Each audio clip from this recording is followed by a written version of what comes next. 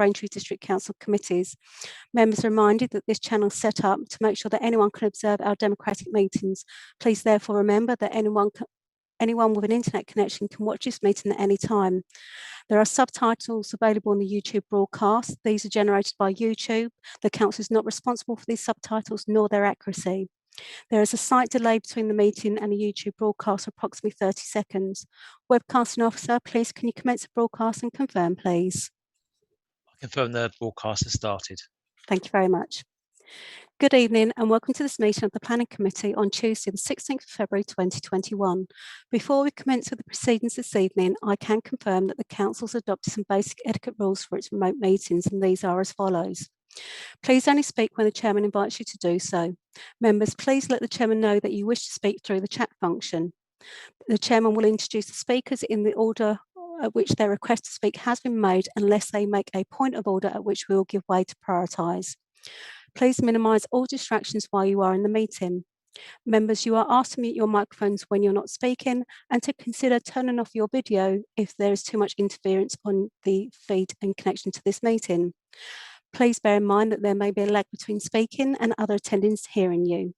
Presentations for this evening's meeting will be shared on the screen this evening. If you have problems viewing these, please indicate on the chat function. When referring to reports, please quote the relevant page and paragraph numbers. There is no private business for tonight's meeting. However, please can I remind members that if we have the need to move into private session, it is your responsibility to make sure your venue and connection is private. If you lose connection at all, please try to rejoin the meeting at the earliest opportunity and I will readmit you. Contact details have been provided. Please only use the chat function for the purpose prescribed of requesting to speak or for a point of order. The chat function is subject to the access to information regimes of FOI, EIR. It is also subject to data protection, rules of defamation and the Council's Code of Conduct. To assist with managing the meeting, in the chat function, the agenda items will appear to act as markers. I can confirm that the meeting is quorum of the members required in attendance. The Planning Committee consists of the following members. The Chairman is Mrs. Wendy Scattergood. The Vice Chairman is Mrs. Iona Parker. The members are James Abbott, Kevin Bowers, Tom Cunningham, Patrick Horner, Hilton Johnson, David Mann, Andy Mundy, Frankie Ritchie, Gabrielle Spray, Nick Unsworth, Justin Wrench. We have had no apologies for this evening. We do have officers in attendance, and these include Chris Padgett, Planning Development Manager, Sam Trafford, Planner, Andrew Martin, Senior Planner, Melanie Corbishley, Senior Planner, Juliet Kilcody, Planner. We have Alison Webb, who's the Governance Officer, who is minting this meeting, and my name's Emma Wisby, I'm the meeting facilitator. To distinguish the councillors, they have a prefix of CLLR. To distinguish the officers, they have a prefix of officers. Registered speakers have a prefix of PQT. Members, this evening we do have some difficulties with the connection for the Chairman, Mrs. Scattergood. So this meeting will commence with Councillor Iona Parker chairing the meeting. Some members during the course of the meeting, due to their connections, may turn off their video feed and proceed just on an audio link. But for the YouTube broadcast, your name will appear in the lozenge for your name. Chairman, Mrs. Parker, can I please hand the meeting over to you? Thank you. Yes, thank you very much, Emma, for that introduction, and welcome everybody to this meeting of the Planning Committee on Tuesday, the 16th of February. As Emma has said, I'm being assisted by a Governance Officer and a meeting facilitator who help me identify who wants to speak and manage notifications through the chat function. Please let me know if there are any issues with your connection through the chat function. And silence will be taken as assent during parts of this meeting. I shall now move on to the business of the meeting. Item 1, apologies for absence. As Emma has already stated, we have no apologies for absence this evening. We are all here. Item 2, declarations for interest. I will start this off by declaring that I have a non-pecuniary interest in item 5E, which is application number 20/2021 01833 Full, Cherry Tree Barn, Hall Road, Borley. One of the speakers, Mr. Doug New, is known to me as Chairman of the Parish Council. He has actually telephoned me on this application, but I didn't offer any opinion. I just listened to what he had to say, and therefore I will remain and vote. I believe Councillor Cunningham and would like to make a declaration, followed by Councillor Ricky. Councillor Cunningham first. Thank you, Madam Chairman. I'd like to declare a non-pecuniary interest in item 5 relating to Braintree College of Further Education at Church Lane. I chair the Education Skills Board and we work with Colchester Institutes, the college, on projects, but I haven't discussed anything with them regarding this planning application, so I shall stay, partake in the debate and vote. Thank you. Thank you. Councillor Ritchie. Thank you, Madam Chairman. Yeah, I too, on item 5A, please, at Braintree College. My youngest son is in full-time education at that college. A non-pecuniary interest, I shall also remain and vote. And also on application 5C, I wondered if a joint NPI, as Matt Wood is speaking on this item, and he was an ex-officer of this authority. Yes, thank you, Councillor Ritchie. Thanks for pointing that out. Yes, a joint declaration in respect of Mr. Wood. Thank you very much. I don't believe we have any more declarations of interest, so I will now move on to item 3, which is minutes of the previous meeting. The minutes of the previous meeting on the 2nd of February are not ready yet, so we have nothing to approve at this meeting.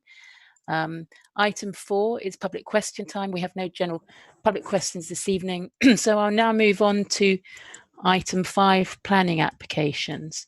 Members, we have 3 applications in part B. We have a speaker on the first application, which is on the application at Hickford Hill, Belsham St Paul. So we will not be able to unblock that. But we have we could unblock items 5G and 5H, which is applications number 20/01403 42 Rickstones Road, Whittam, application number 20/01490 70 Silver Street. Is it your, would anybody like to move these applications en bloc? Councillor Mann, happy to move 5G and 5H en bloc. Thank you, Councillor Mann. Do I have a seconder? Councillor Johnson. Thank you, Councillor Johnson. I will take silent. Oh no, I think I have to. Emma, could you confirm? Do I need to run through members? Chairman, you can take silent as assent. So if you'd like to put to members that you'll take their silence as assent, then if any member objects, then obviously they can indicate through the objection. Thank you. Okay, members. So I'll take silence as assent. If anybody has an objection, could they let me know now? Thank you. Otherwise, I'll assume you're all happy. Right. So that nobody indicated they were. Had any objections, so those applications have both been granted. Just for viewers on the YouTube channel, those meet our policies, so they and our minor applications only came to us for well, certainly the first one only came as the applicant was an employee, so those both applications have been granted, and I will now move on to the remaining applications, and we start off with application 5A, which is application number 20/01305 Full, Braintree College of Further Education, Church Lane, Braintree. We have a speaker on this, Mr. Osborne, who is the applicant. Emma, if you'd like to. Mr. Osborne is obviously not here yet, is he? No, Chairman, Or Mr. Osborne. Yes, Mr. Osborne is in the chamber. So if you'd just like to invite him to unmute his microphone, thank you. Thank you. Actually, it's because I'm not on gallery view. That's why. Well, welcome, Mr. Osborne. If you'd like to mute your speaker and proceed with your statement, thank you. Thank you, Mr. Chairman. I'm speaking today on behalf of MBNL, which is a joint venture between EE and 3. MBNL undertakes the deployment, management and integration for all of EE and 3's shared mobile network. The proposed development of Braintree College will ensure the existing EE and 3 mobile network throughout northern Braintree is maintained and improved. This is because the permanent base station, which was on the rooftop of Braintree College, was removed due to redevelopment. Currently, a temporary installation is providing network coverage. However, this temporary installation can only be in place for 18 months and is deployed using emergency powers. Without this temporary installation, the local area would be without any network coverage. Consequently, we have the requirement for a permanent replacement solution, and this must be completed as soon as possible within this 18-month period of emergency. It can be seen that the need for the development is therefore justified. As members may be aware, a previous application in July 2019 was submitted for a permanent base station within the college grounds. However, the application was refused in November 2019. As a consequence of this refusal, further discussions were undertaken with the planning department, and the scheme has now been redesigned. The proposal before the council tonight is 5 metres shorter in height and accommodates considerably less apparatus than the previous refused design. Where previously 12 antennas and 7 transmission dishes were proposed, this application now proposes 6 antennas and 4 transmission dishes. The redesign and discussions of the planning department has thus resulted in a scheme that will still provide the minimum level of network coverage, whilst reducing the perceived visual impact of the proposal. Additionally, the application site has been moved approximately 40 metres away from the original location, adding further distance between the proposed development and nearby heritage assets. We consider that the scheme now brought forward is more acceptable and appropriate for the area. It's also important to state that since the submission of the original application in 2019, our lives have changed dramatically. Over the last 12 months, we have had to manage unprecedented change, and within the telecoms industry, we've seen a huge increase in demand and need from the population. Whether that is working from home, coordinating deliveries, homeschooling, or connecting with loved ones, we've seen a huge demand and increase in data and mobile usage. In addition, we also need to prepare the EE network in order to take over all the emergency services networks and needs. All of this has meant that the connectivity is now an expectation and a direct need rather than a luxury. Our modern lives depend upon being able to communicate whenever and wherever. We've also seen a dramatic shift in network demand from city centres and places of work to more suburban and residential areas, and this trend is likely to stay, requiring everyone to be connected, or communities will be disadvantaged. Of equal importance has been the use of connectivity to directly combat the current situation with app notifications by the NHS, the monitoring of individuals, and again, supporting the emergency services. Mobile connectivity is a critically important piece of infrastructure that needs to be maintained for everyone in Braintree.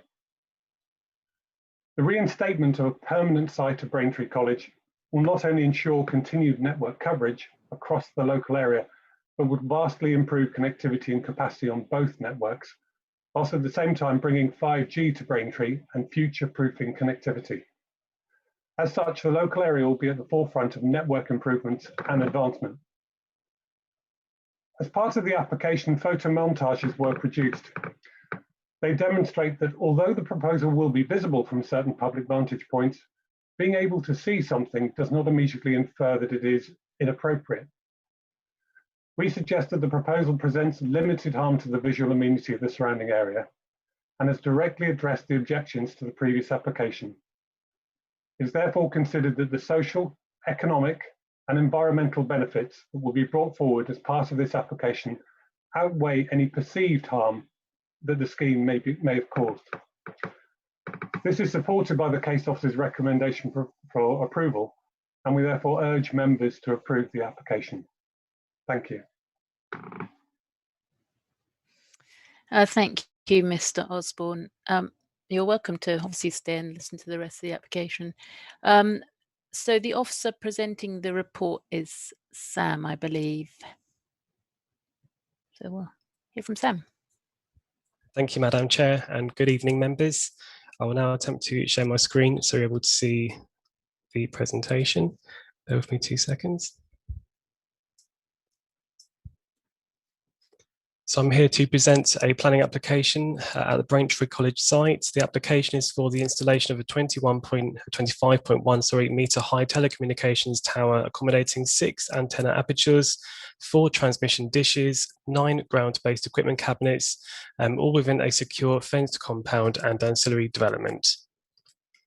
The application may be familiar to some members who attended the planning committee in 2019 when the previous application was determined. The telecommunications apparatus was situated to the top of a tower block at the south section of the Braintree College site. That apparatus has now been taken down. However, the tower itself obviously still exists. The area itself has been granted planning permission for redevelopment into a care home facility, including the demolition of the tower block itself. There is therefore a need to relocate the telecommunications equipment. In 2019, planning permission was refused for the erection of a 13-metre high telecommunications mast at Braintree College. The refused mast would have been located directly opposite to the entrance to the site and would have been prominent in views from nearby listed buildings and the conservation area. The public benefits in that case did not outweigh the harm caused. Furthermore, there was no justification provided for the proposal, and no assessment of other sites was carried out in locations which wouldn't be harmful to the heritage assets. 2 temporary masts have been erected at the site to serve 2 separate mobile network operators for a period of up to 18 months. This is the site location plan with the application site outlined in the red square and access to the site from the highway outlined by that sort of brown line. Just put that into context, this is the application site, again outlined in red. The Braintree College site fronts Church Lane. Broad Road is to the south and Coldnellhurst Avenue is to the west there. I apologise, I don't know if you can see this banner up here, but this is the block plan, the site plan. As I mentioned before, this is an application for a 25-metre high tower, 6 antennas, 4 transmission dishes and 9 cabinets, and they will be arranged in this fashion. This is an elevation which will show how the tower would appear at the site. The building to the left there is known as STEM 2 building at the Braintree College. An indicative street scene image which shows how the mast might be perceived from the street scene. Onto some photos. So this is the application site itself facing directly towards where the mast would be located. That building you can see is that STEM 2 building. And there's the STEM 2 building in relation to the existing STEM 1 building as well at the site. The street scene itself is historic. It's made up of several listed buildings. So this is Church Lane looking toward the south toward Bradford Street. And then this is looking toward the north towards the end of Church Lane. When we consider applications for telecommunications apparatus, we look at policy RLP 162 of the adopted local plan. It states that proposals for I will master that word by the end of this presentation. Telecommunications development must first consider the sharing of masts and sites in order to reduce the proliferation of structures. Where it can be proven that this is not possible, new telecommunications development will be permitted where it accords with the following criteria. Then it sets out that its siting design, height, and any screening must keep environmental and amenity impacts to a minimum. New masts and other installations are sited, designed to be harmonised with any existing structures on the site, especially their height and profile. Measures should be taken to reduce the proliferation of structures, including mast sharing and additional underground or other infrastructure works. And they should preserve or enhance the setting of conservation areas and listed buildings, and there should be no conflict with the settings of registered parks and gardens, areas of archaeological, landscape or nature conservation interests, and similar areas of special designations. Permissions will be subject to a condition requiring the removal of all telecommunications apparatus and equipment when its use becomes redundant. So part of the policy criteria is that consideration is to be given to other sites in order to justify the location set out in the planning application. This is particularly relevant in this case, given the site-sensitive surroundings, and this did form one of the reasons for refusal of the previous application. This application includes a statement which states that 4 other sites have been assessed for suitability for the proposed mast. They were ruled out for reasons discussed in the officer's report. It goes into some depth as to why those were ruled out in there. In this case, officers are satisfied that the reasons given are robust and do justify justify the need for the mast to be in this location. The proposed mast would also accommodate 2 operators who would mast share. The application site is not located within, but it is reasonably close to the conservation area of Braintree and Bocking. Therefore, we look forward to RLP 95 of the adopted local plan. And I won't read that policy out because it is one that we do see quite often. As I mentioned before, there are also some grade 2 listed buildings close to the site and a grade 2 star listed building quite close to the site as well. And therefore we look to policy RLP 100 of the adopted local plan. Again, this is a policy that we use regularly, so I won't read it out. It is discussed in depth in the Office of Reports. So the Historic Buildings Advisor in this case did identify a lower end than less than substantial harm on that sliding spectrum of less than substantial harm, and therefore in accordance with policy paragraph 196 of the National Planning Policy Framework, we need to balance that harm against public benefits which a proposal would bring. So on to the assessment. The application site is, as I mentioned, is within close proximity to the Braintree and Bocking Conservation Area, particularly toward the bottom of Bradford Street. The Braintree College campus is visible in the conservation area, albeit behind a large mature hedgerow and tree screen. The harm to the character and appearance of the conservation area would be at the lower end of less than substantial.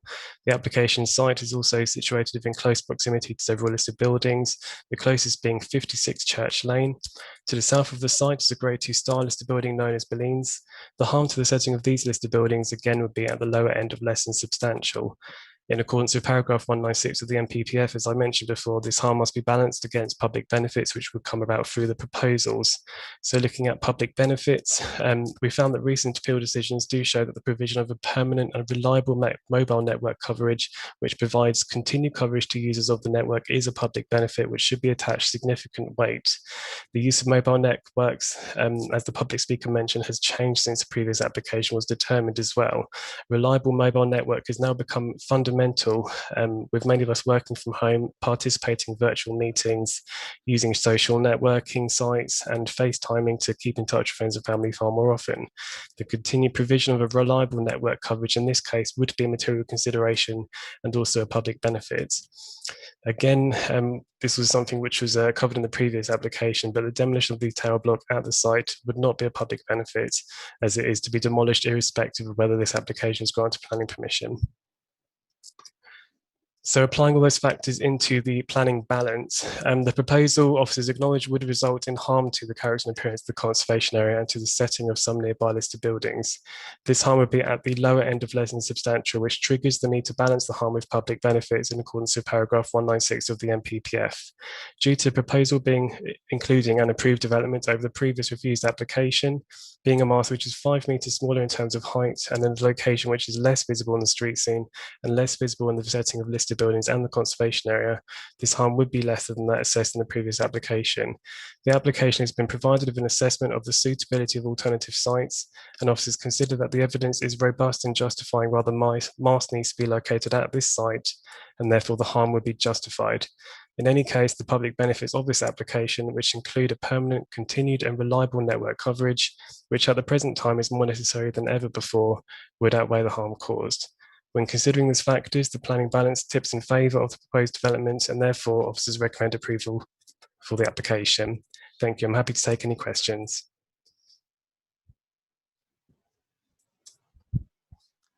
Thank you very much, Sam, for that very thorough presentation, very clear presentation. So I'll throw it over to members now to see what they think.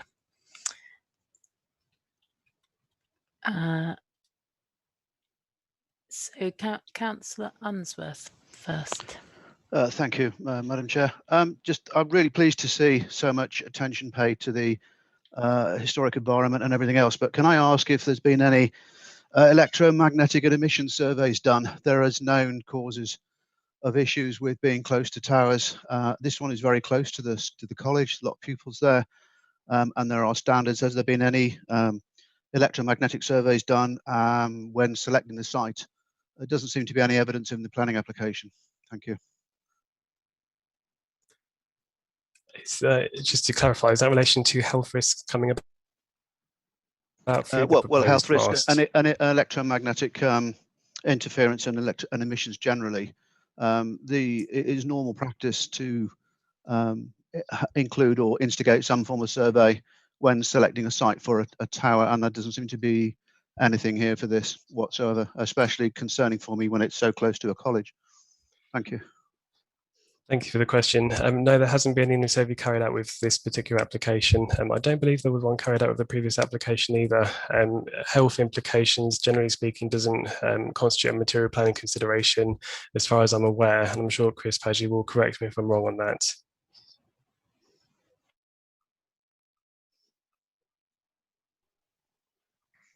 Chris, do you want to add anything to Sam's comment? If I may, I was just looking through the documentation. I think I actually do recall seeing a safety certificate that was submitted with the application submission. So if you could just bear with us for a couple of seconds while we just check the application submission. We'll perhaps if we could come back to Councillor Unsworth's question while another member is asking questions or making comments, if that's okay, Madam Chairman. Yes, that's a good idea, Chris. So Councillor Johnson would like to speak now. Councillor Johnson. Thank you, Chair. Whilst probably not a planning issue, I just wonder what colour, if any, do we have any options? Are there any options on colour? It's quite a big structure. Certain masts I've seen look pretty good. They've made an effort to blend them in the position they're in, but I just wondered what is the standard colour, if any? Thank you. There were attempts made to disguise the mast, so you do see somewhere in some places masts disguised as trees. You do see monopoles as well. Generally in residential areas, you see them; they're quite tall and thin. In terms of colour, I'll be honest, I'm not 100% sure off the top of my head. I would assume it's a steel colour. I can double check this though and get back to you on that. Thank you. Thank you, Sam. I mean, will it be quick for you to check that along with the issue about the certificate? Would it be possible to do that? Absolutely, yeah. I'm just looking at the moment. I've actually found the certificate Chris was referring to here. So it's quite small. Declaration of Conformity with ICNIRP Public Exposure Guidelines. It does form part of the application submission. You can view it on the website. It's called Declaration of Conformity. Okay, that's helpful. Thank you, Sam. Perhaps you could just have a quick, if you could find something about the colour. Does anybody else wish to make any comment while we wait for that answer?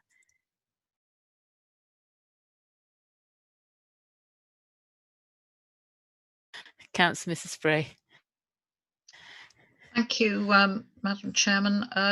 Yeah, I'm pleased to see this come back. I think there were very good sound reasons why we refused it before. It was very large and was going to be very prominent. As Sam said in his presentation, it is considerably smaller and less visible, and will have considerably less impact on the surrounding buildings. Yes, I think we acknowledge that the historic buildings consultant objects to it, but does point out that it is on the lower scale of less than substantial harm. And the speaker was quite right. We are very dependent now on good network connections, even more so, I think, over the last 12 months, and it is necessary. I'm happy with it. I think they have gone to sufficient lengths to try and improve on the original application, which we refused. So I'd be happy to move officer's recommendation for approval. Thank you, Chairman. Thank you. Does that find a seconder? Councillor Johnson. Thank you, Councillor Johnson. And Councillor Mann, I have now who'd like to speak. Thank you, Chair. This is a better application than the one that was before us previously that was refused.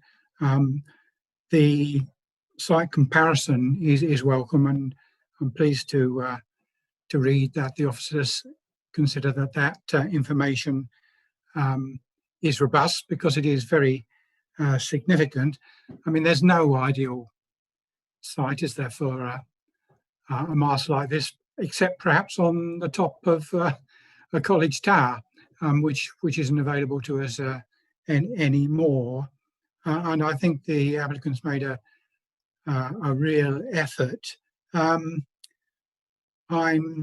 pleased also to note that it will provide coverage for a number of sort of mobile operators, and that'll reduce the need for sort of multiple masts. So hopefully we're saving this dilemma occurring somewhere else. And again, there has been an attempt to reduce the sort of the visible bulk and presence of the mast. I mean, there is no doubt that it does cause harm to the street scene.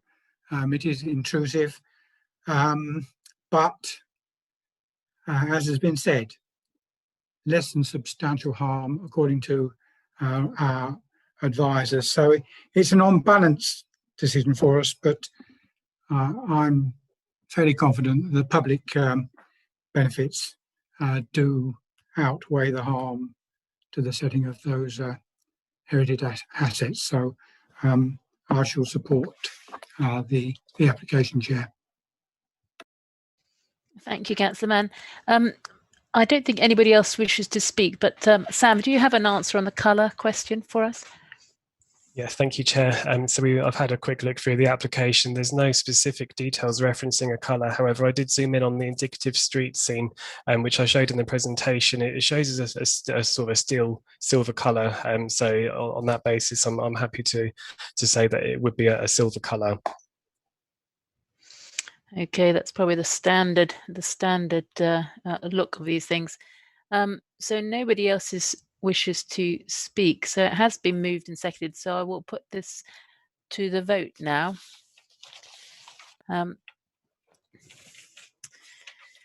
So starting off, Councillor Abbott.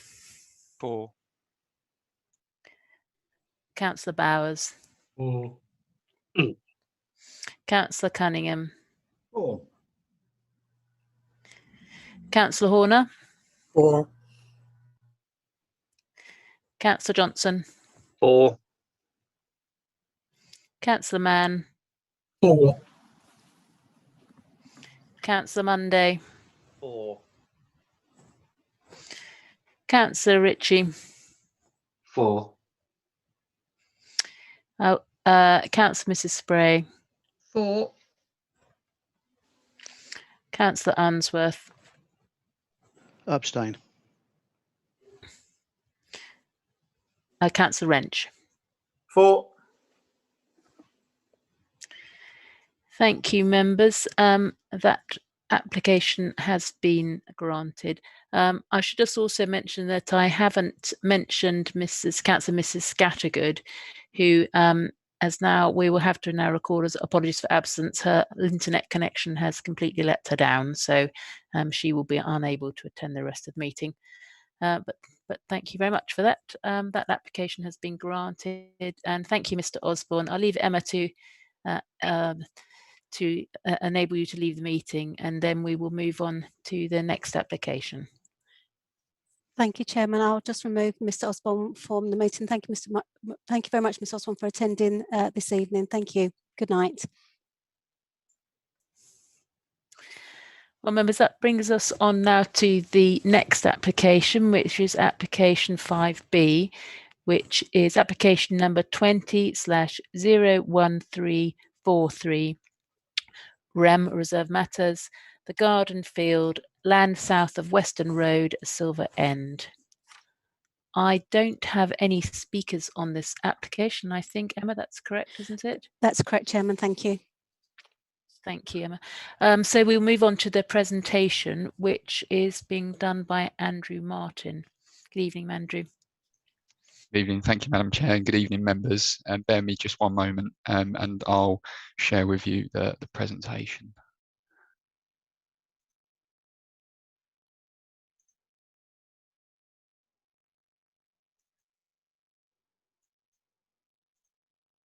Okay, so hopefully you can all see that now. This item, as Madam Chair referred to, is in relation to a reserve matters application for the approval of reserve matters of appearance, landscaping, layout and scale, pursuant to grant of outline plan permission for 45 new dwellings with associated infrastructure on land south of Western Road, known as the Garden Field in Silver End. This is just the site location plan, which obviously outlines the site in red, you can see there. Just for context, to the north of the site, you have the Red Road development, which is currently being built out. And you've got the pond, the fishing lake, just to the east of the site. To the south of the site, you've got footpath 67.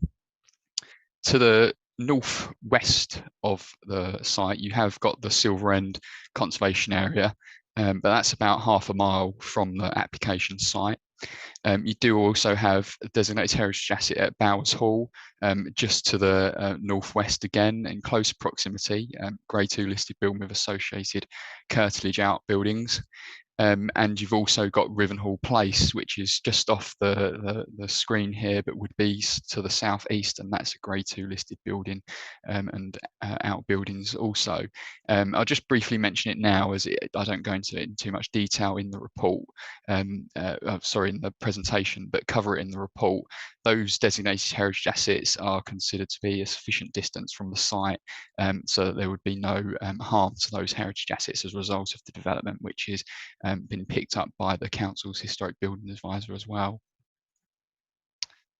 So just moving on now to the site photos to provide context prior to the detailed discussions of the application. This is a photo taken in the summer looking towards the application site, and you'd have the access somewhere between that lamppost and the trees a bit further along, and that hedgerow there, it would be situated in that area. This is standing at where the access would come through into the site, looking southwards towards the trees along the southern boundary. You can sort of see the edge of the car parking area to the fishing lake as well there. And this is a photo taken from the southwest corner of the site, looking in sort of towards this area here. You have the access would be sort of concealed around that edge, and there again you can see towards the fishing lake and some of the vegetation along the southern boundary of the site. This photo was taken basically by just sort of walking from the public footpath through the sort of hedgerow and looking into the site. And that's just a photo taken from a similar position, but a bit further to the east, looking more directly towards where the access would come through into the site. And this is just another photo taken from the previous vantage point, looking along here, showing some of the vegetation on the western boundary, and also the vegetation to the rear of existing dwellings on off of Western Road there. Just for context, whilst access was approved through the outline plan permission, I thought it would be worth just refreshing members of where the varied access lies. So outline plan permission was granted with access as a detailed matter.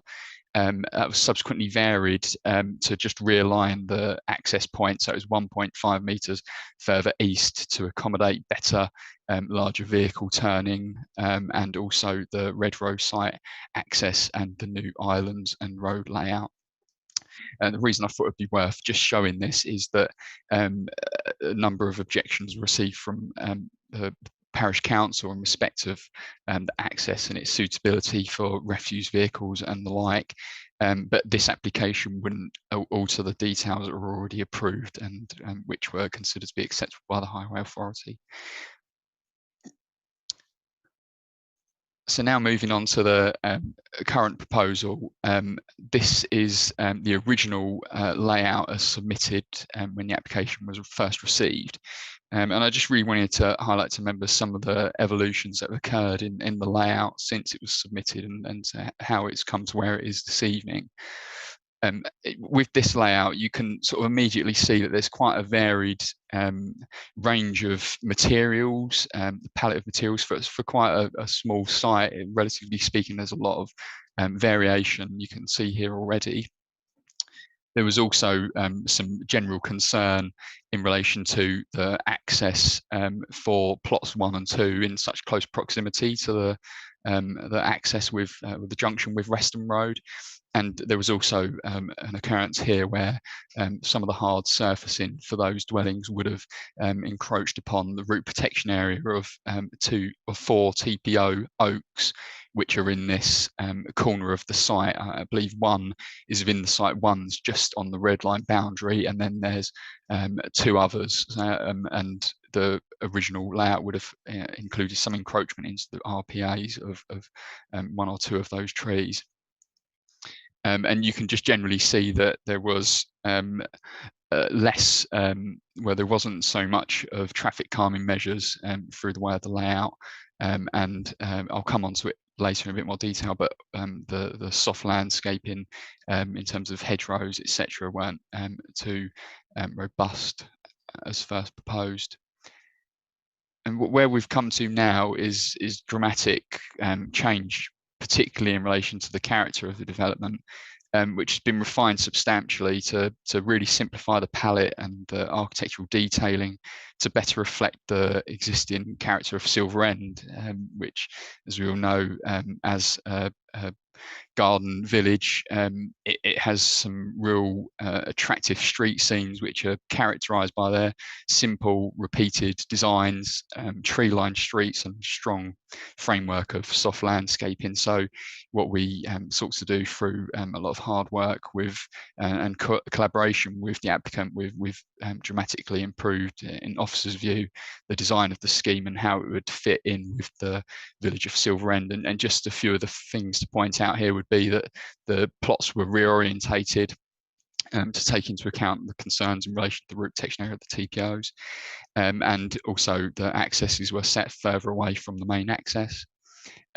There's additional traffic calming measures proposed within the highways layout, and you also see there's an additional link for pedestrians to access footpath 67 to the south of the site.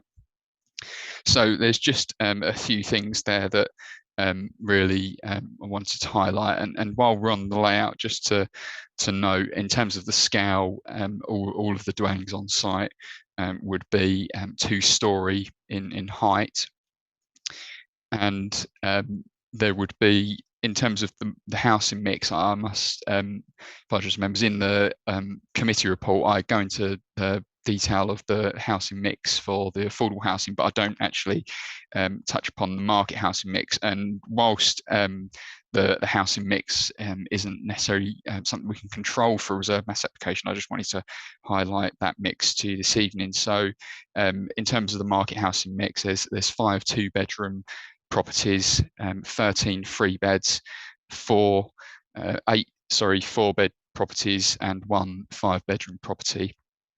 And in terms of the general arrangement of the layout, it's been designed in a manner which maintains separation distances and orientations in accordance with the Essex Design Guide.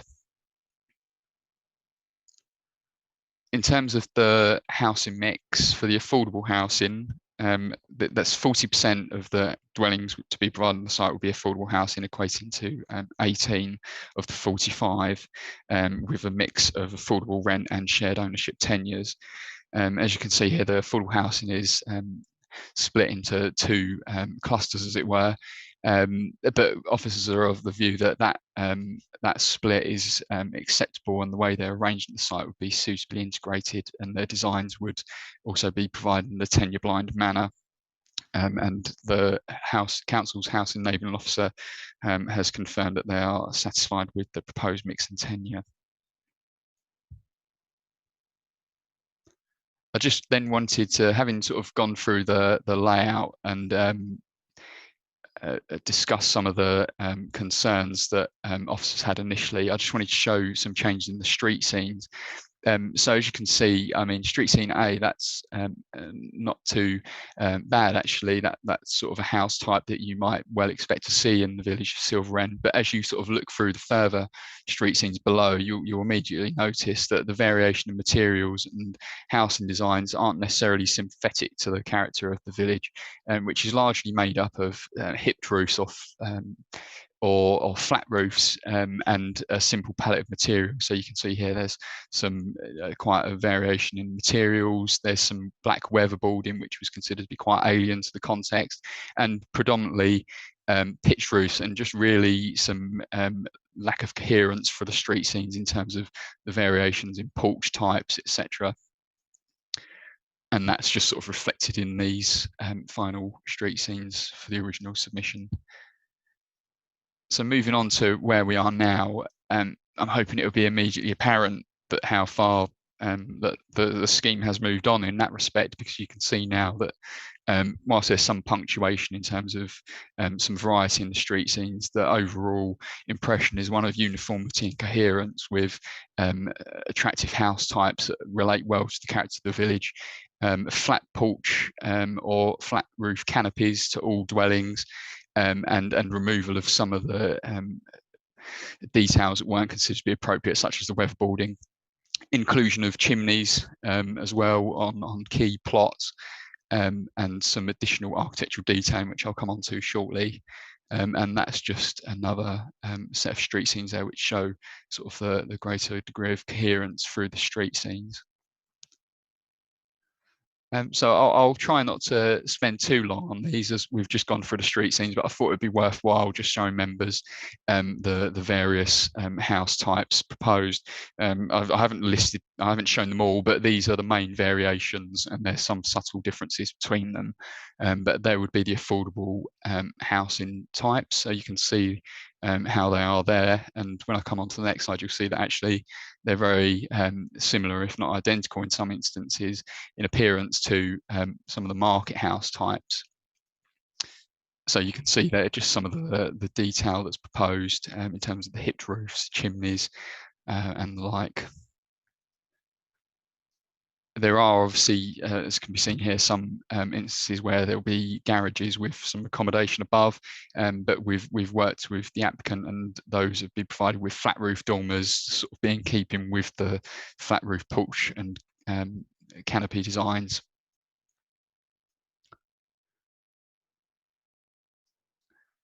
So just quickly go on to some of the architectural detail, and this is just a snapshot of some of them. Obviously, I've mentioned the flat roofs that are sort of incorporated across the site. We've got bay windows in certain instances. We've got creasing tiles below windows, which are all casement windows with bars.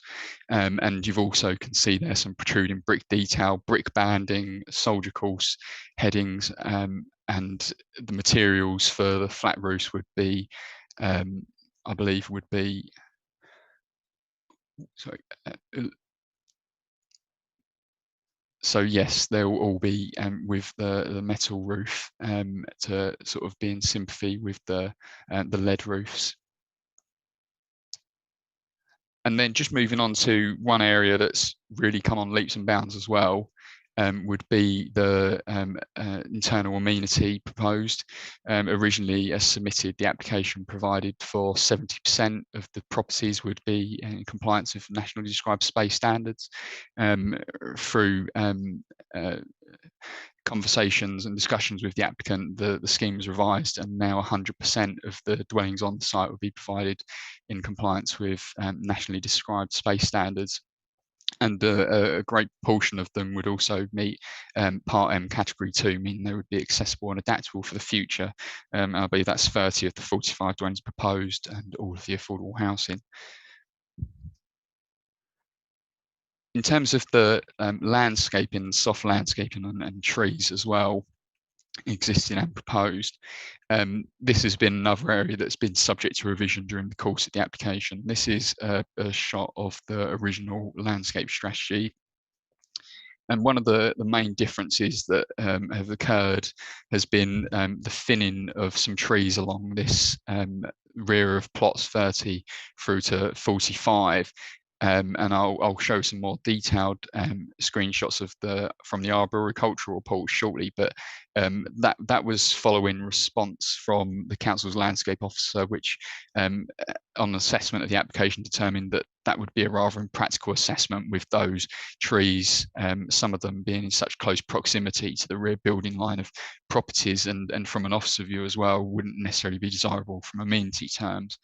And other change that has occurred has been, which you can't really see on the landscape plan, but that imported species Turkish hazel has been replaced for a native species, small lime, and there's been some additional high trees planted in this area in terms of the mix, and at the front of the site.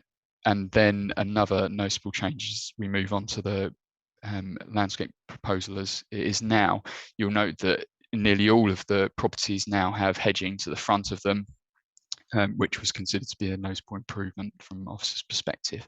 But you can see there, if I just swap back between the two again, you can, if you look at this rear of plots 30 through to 45, just along this northern extent here, you'll see that it's the first line of trees really that's removed, and there would be some trees retained there still, and the applicant had intended to retain them all. But taking into account the overall layout and the need to accommodate the public open space to the southern part of the site and provide the quantum of dwellings, it was necessary to have a slight reduction there, and on balance it was considered to be acceptable given the strong landscaping strategy that's taken throughout the remainder of the site. And just moving on to the arboricultural report, this is just shows in a bit more detail where it was originally proposed to have more trees retained in close proximity to the rear of these dwellings. In total, I believe the revision resulted in loss of additional 13 trees, but for the reasons set out in the report and what I've just discussed, that was considered to be appropriate given the context and the need to balance a good quality design amenity with the overall development of the site. In terms of parking, the applicant is proposing another notable benefit, which is delivery of electric vehicle charging points for dwellings with on-plot parking. There's a condition attached accordingly, but from my understanding, it would be a charging point actually, that would be available for occupants to use. Obviously, they have to provide their own cables depending on manufacturer specifications, but it would be something there in terms of infrastructure ready for them to charge their cars.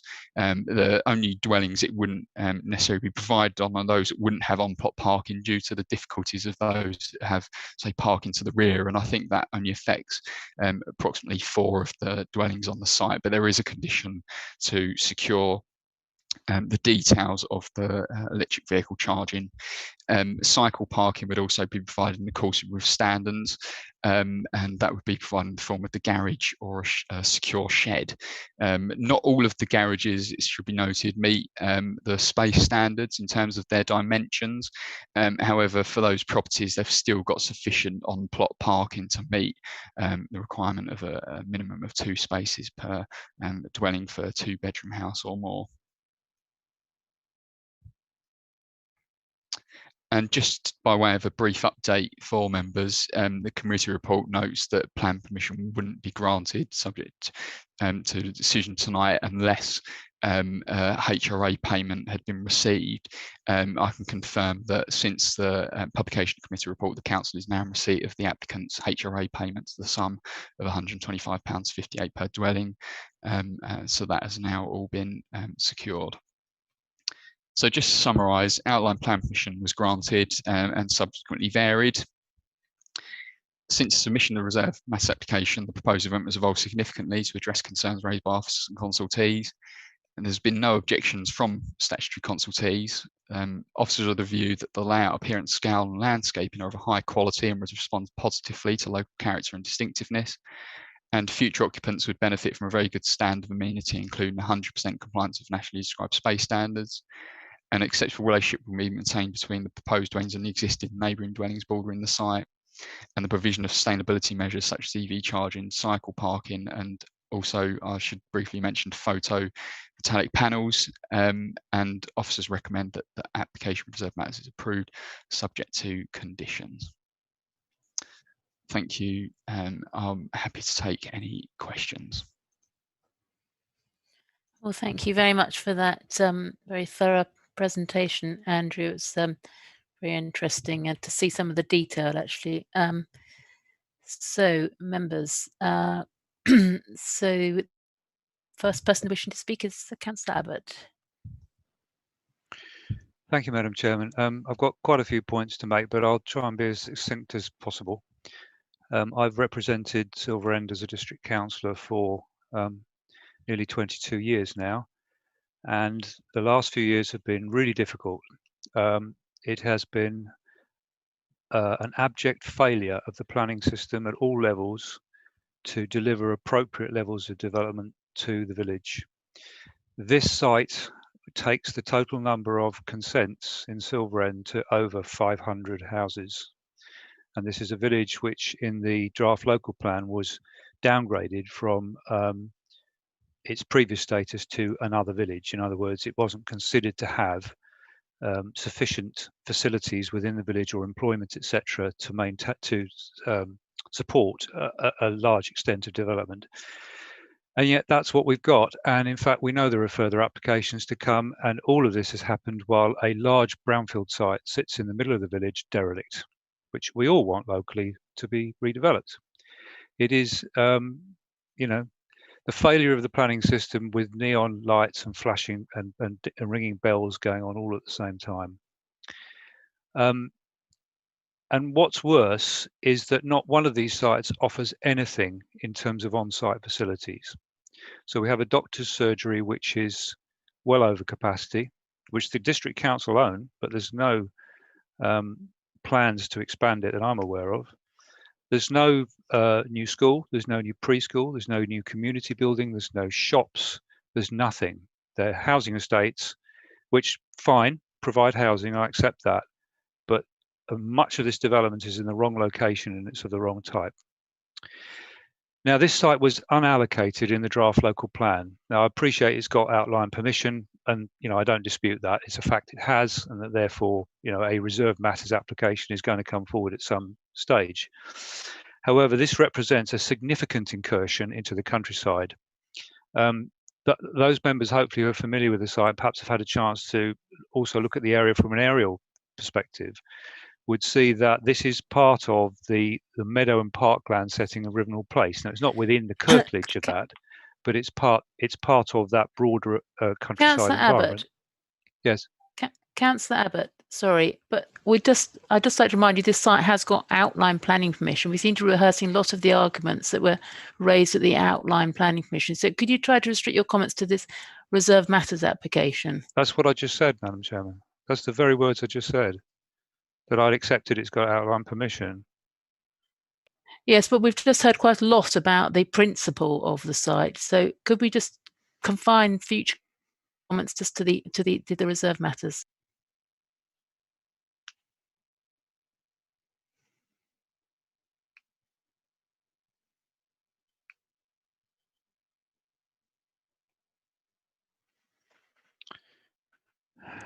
Well,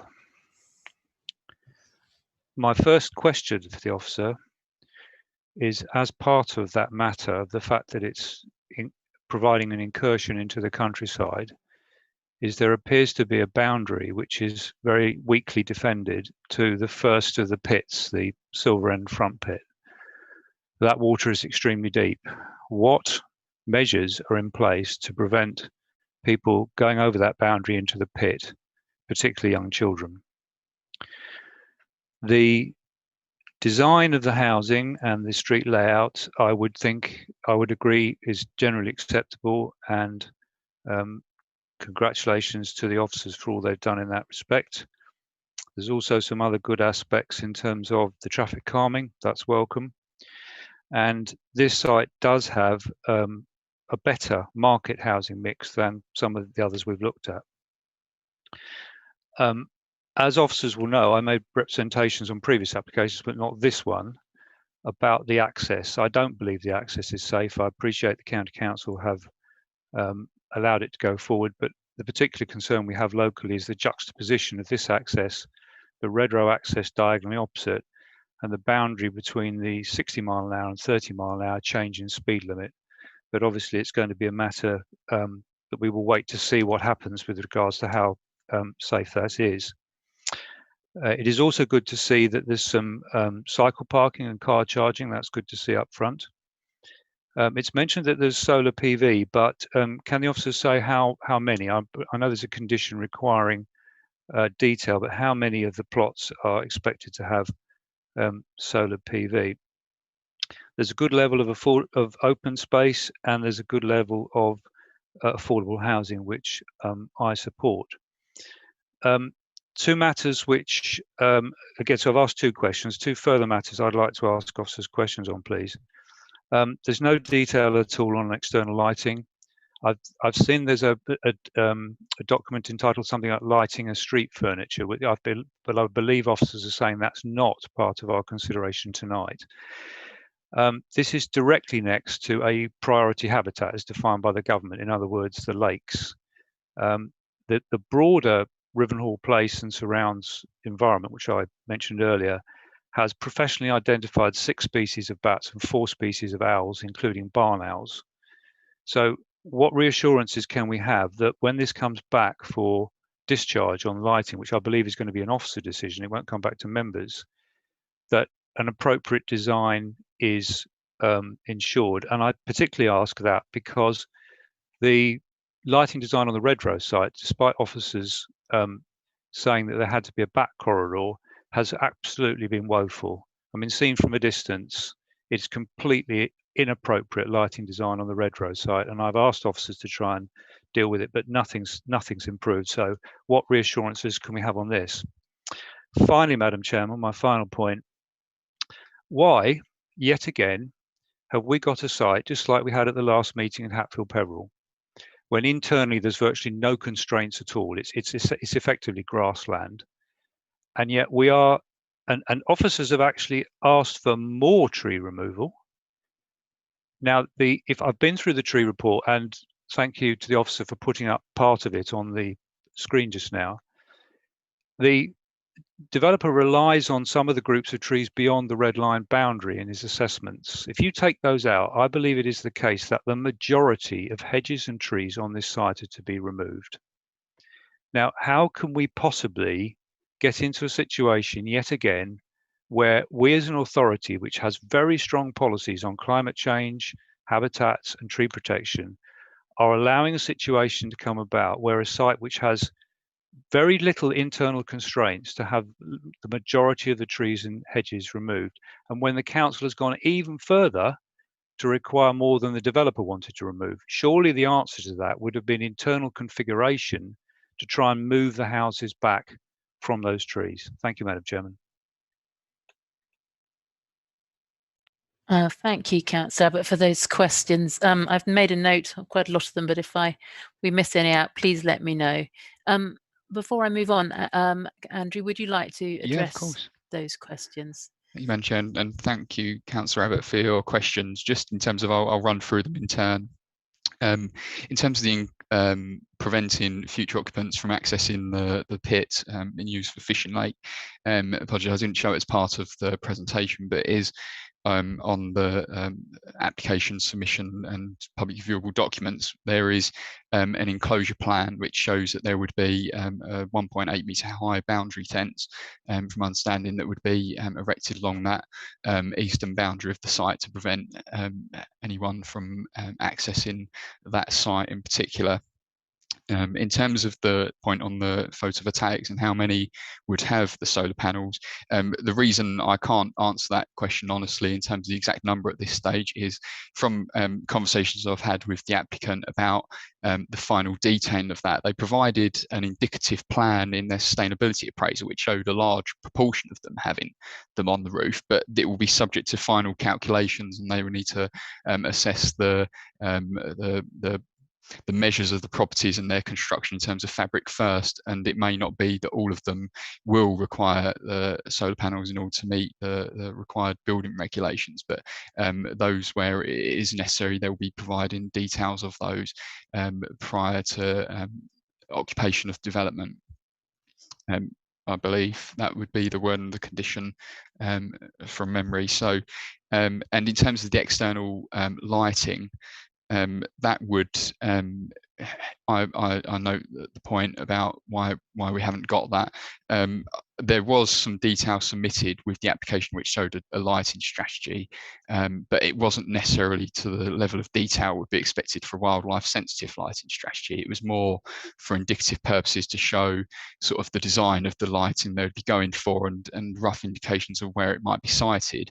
My understanding from speaking with the applicant as to why it hasn't been provided in more detail up front is there'll be ongoing conversations with the street lighting team at Essex County Council and with Highways and the adoption of the roads to finalise the details of where exactly lighting would be provided, and there is a condition on the outline as consent which requires the approval of those details.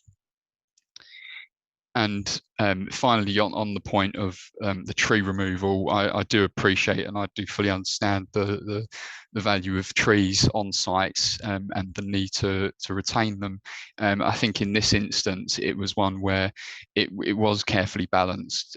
We had to look at the site and its constraints, although, you know, as a site, it has nothing in the middle of it per se that prevents it from being developed in a manner that you wouldn't expect it to be major constraints. But in terms of providing the design and the separation distances, the area of public open space to 0.51 hectares, which was secured for a Section 106, it did have implications for how that layout can be practically delivered. And I think when the response was received from the landscape officer, thought was given to that, and it was determined that those trees would be in such close proximity that it wouldn't be practical for that to be the case. And from discussing it with the applicant, there was no real immediate way of being able to address that by adjusting the layout without being to the detriment of separation distances, amenity, or provision of public open space. So on balance, the view was taken that due to the high level of soft landscape provided throughout the site, that reduction would be justifiable in this instance. But I think I'm not too sure if Chris had anything to add to that, but hopefully that answered the questions. Councillor Abbott, is that all your questions? I think there might be, but just want to check with you. Well, it answers the first two, and thank you for the reassurance on the boundary, because the water in those pits is extremely deep. As a teenager, I used to fish there myself, and you had to be very careful when you're footing. You didn't want to fall in there. The water's very deep and cold. On the lighting, well, we'll see. There were conditions on the Redrow site. The lighting is appalling for a rural edge site. There's uncontrolled bollard lighting. The show houses are floodlit. There's street lights which are not full cut off as they should be.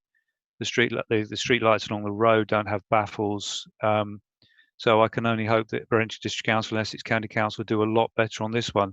The trees, we just have this site after site, and I'm sorry, it's not good enough. We as an authority should be working much harder to try and protect trees on sites, particularly when there are no internal constraints. That's all I can say. Okay, thank you, Councillor Abbott. Unless Chris has anything he wants to say, I'll move on. Chris, do you want to add anything?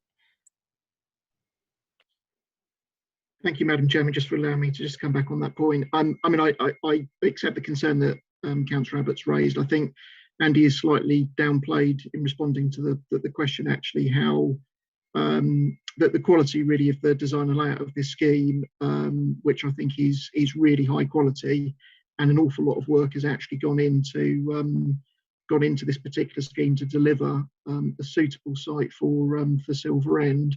I think it's also, from my perspective, I say it's also incorrect to say there are no constraints to the site, and Andy did touch on this, but when we look to plan a site like this, we have to take into account and look at relationships with the existing properties. And you've got two boundaries here where you've got residential backing onto that site. You've got two soft boundaries. You've got the requirement to provide the access requirement to provide adequate road width servicing so that deliveries access to the site can be accommodated. All of these factors have to come together when you look at a design and layout and actually provide, proper street frontages, active frontages, making sure that the open space has got active surveillance. In this case, you've got adequate and appropriate back-to-back relationships between the proposed and the existing dwellings. You have the open space appropriate located on the soft edge of the development. It would make no sense to flip that onto the other side of the site with the benefit of, yes, retaining potentially more of the trees, but you wouldn't get the sense of place that's been created by the development. So I absolutely understand the concern, and we do, contrary to suggestions that officers do not seek to retain existing features, we actively seek on every scheme to retain absolutely what can be what needs to be retained and what can be retained and incorporated within a layout. But in this particular case, you simply could not keep the extent of the trees and ensure that the amenity space that were provided and the amenity for the dwellings was not compromised. To do that, you would have to look at either reducing layout, reducing the number of units within the layout, which is not feasible because of the outline consent, which provides for the number of dwellings, or you end up with a compromised design layout scheme, which wouldn't be as successful overall. So it isn't, it's an important consideration, but it has to be considered in the realm with all other factors. And I think the balance that's been achieved here is actually a really high quality scheme. But again, I absolutely appreciate the concern, but I think in this case, the reasons why we've sought to actually remove some additional trees here is justified to protect the amenity of those garden spaces and the properties, and we're getting good quality replacements in with the street planting that's proposed as well. So thank you, Madam Chair. I just wanted to emphasise a couple of those points. Okay, thank you, Chris. Councillor Unsworth is the next person who'd like to speak. Thank you, Madam Chairman. Yeah, one of my first questions was whether it was an allocated site, and I think that's been confirmed. I'm disappointed to see yet another unallocated site being developed, but as you pointed out earlier, that's reserved matters. I'm really pleased to see the influence we've had in terms of the sustainable development, PVs, electric cars, charging points, and so on and so on. And I was also looking at the lighting plan, and there was a couple of lights on the provisional plan that were very, very close to houses, and I just wondered if that was correct, is one question, particularly plot 30 and 31. The other thing is officers mentioned active surveillance. And yet again, we see nothing to do with security on here. For active surveillance is a principle of crime prevention through environmental design, which is a derivative of secure by design. And I'd like to ask if we can have an informative on here that they adopt one or both of these principles when developing this housing. It's not being covered. I've asked for it regularly, and it just seems to be omitted at the moment. So I'd like to ask if we can have that as an informative on this one, please. Thank you. Thank you. Andrew, has there been any objection to that informative? I mean, I don't know whether that is something that we would ordinarily do. I mean, I'd probably, in this instance, refer to Chris as to what his view would be in terms of adopting that, and whether that's appropriate as an informative. But just on the one point that I would be happy to come back on, which was in respect of the lighting, and as sort of was briefly discussed previously, that lighting strategy was really submitted for an indicative base, and it isn't approved as part of this reserve matters application. So that would be subject to consideration under a discharge of conditions. And in terms of surveillance as well, I mean, we have sought to try and ensure that public open spaces and public realm areas are secure and overlooked. For instance, we've put like bollards with hardwood bevel tops to prevent anyone accessing the public open space through vehicles or any unauthorized sort of access that you wouldn't like to see on a site like this. And in terms of some other security measures that have been sort of implemented and the applicant has made revisions to, is that one part of the proposal on the layout, there's a access strip essentially for existing residents in Western Road.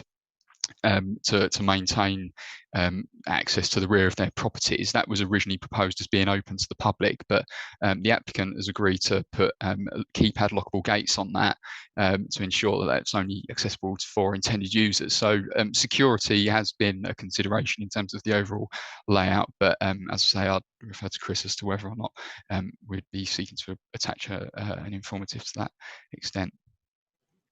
So, Chris, do you think an informative would be necessary? Apologies, Madam Desirable? Chairman, my connection froze at the point where Councillor Unsworth was asking the question about the informative. Is it an informative in relation to secure by design? Is that Yes. the question? Apologies, Councillor. And sort of SEPTEB and secure by Correct. design go hand in hand, and they relate to more the property security as well as not the individual site. So, you know, measures within the property themselves, locks, and, you know, just general security overall as a principle. And we've talked about this before, and I think it's something you've been looking at, and I think we've added informatives before, and I would like to see something on this rather than just site security, which is what a barrier would do. Secure by design is a security philosophy that I would like to see them try and achieve if we possibly can. So there'd be no issue if members feel strongly on that point. There's no obviously issues in terms of adding informative to the decision notice, and as I think I've commented before, secure by design is something that in future, when we're looking at new schemes and starting looking at design and layout, will be things that we start taking more and more into consideration. But yeah, obviously the approach that we've been taking, and which is demonstrated with this, as Andy's demonstrated, is that we've been looking at the passive measures really. But yeah, no objection. There's no issues about adding an informative if members are minded to do so. Okay, members. Well, unless anybody has any objection, I think that should be added, unless assuming this is approved. So the next person who would like to speak, I think, is Councillor Ritchie. Thank you, Madam Chairman. Just on the mention of the brownfield site mentioned by Councillor Abbott, I don't think there's anything more that all of us on this planning committee would like than that brownfield site to come forward. But unfortunately, we can't strong arm a developer. We can't mandate a developer to bring that site forward. But it would be great if someone did. Now, on the merit of this application, I think there's much to like. Solar PV panels and car chargers. I think it's a really good example of good planning development for this type of village location. I think there's a lot of good thought gone into this. And I think there's a lot of other areas that will be jealous of a well thought out development like this in a village location. So I'd be happy to move officer's recommendation with the informative that Councillor Unsworth mentioned. Thank you, Madam Chairman. Thank you. Does that find a seconder? Yeah, Chairman, I'm happy to second. Thank you. Thank you, Councillor Spray. Would you like to add anything at this point? Only very briefly. I think Councillor Ritchie actually pretty much said what I would have done. I think there is much to like about this and to be positive about, actually. And I think it's encouraging to see that the developer has worked very, very hard with officers to try and overcome some of their concerns and produce another high quality development for the district. Thank you. That's all. Thank you, Chairman. I now have Councillor Mann. Thank you, Madam Chairman. I notice that we have removed permitted development rights from the 45 houses, and I think that's a good move. I mean, if we are trying to sort of create a sense of coherence across various street seams, we wouldn't want to see that undermined or destroyed by unsympathetic adjustments or additions that could happen within just a few years. So I think that's possibly a point to to note for the future, and not to repeat what's been said, but I agree with Councillor Abbott. The market housing mix is better than usual. That's a plus, and also think that the degree and the treatment of public open space is another plus. Thank you. Thank you, Councillor Mann. Councillor Cunning would like to speak now. Thank you, Madam Chairman. Just very briefly, because I think all points have been covered. As Councillor Ritchie said, there is a lot that is positive about this application. I think it is pleasing in particular that the developer took on board the comments of Essex County Council regarding layout, and of course totally appreciate the concerns that Councillor Abbott expressed on behalf of his community, because this is a sizable development, and that does have implications, and he rightly put those forward. But I'm pleased to see that some of these concerns have been mitigated as this has come to reserve matters, and happy to support this evening. Thank you.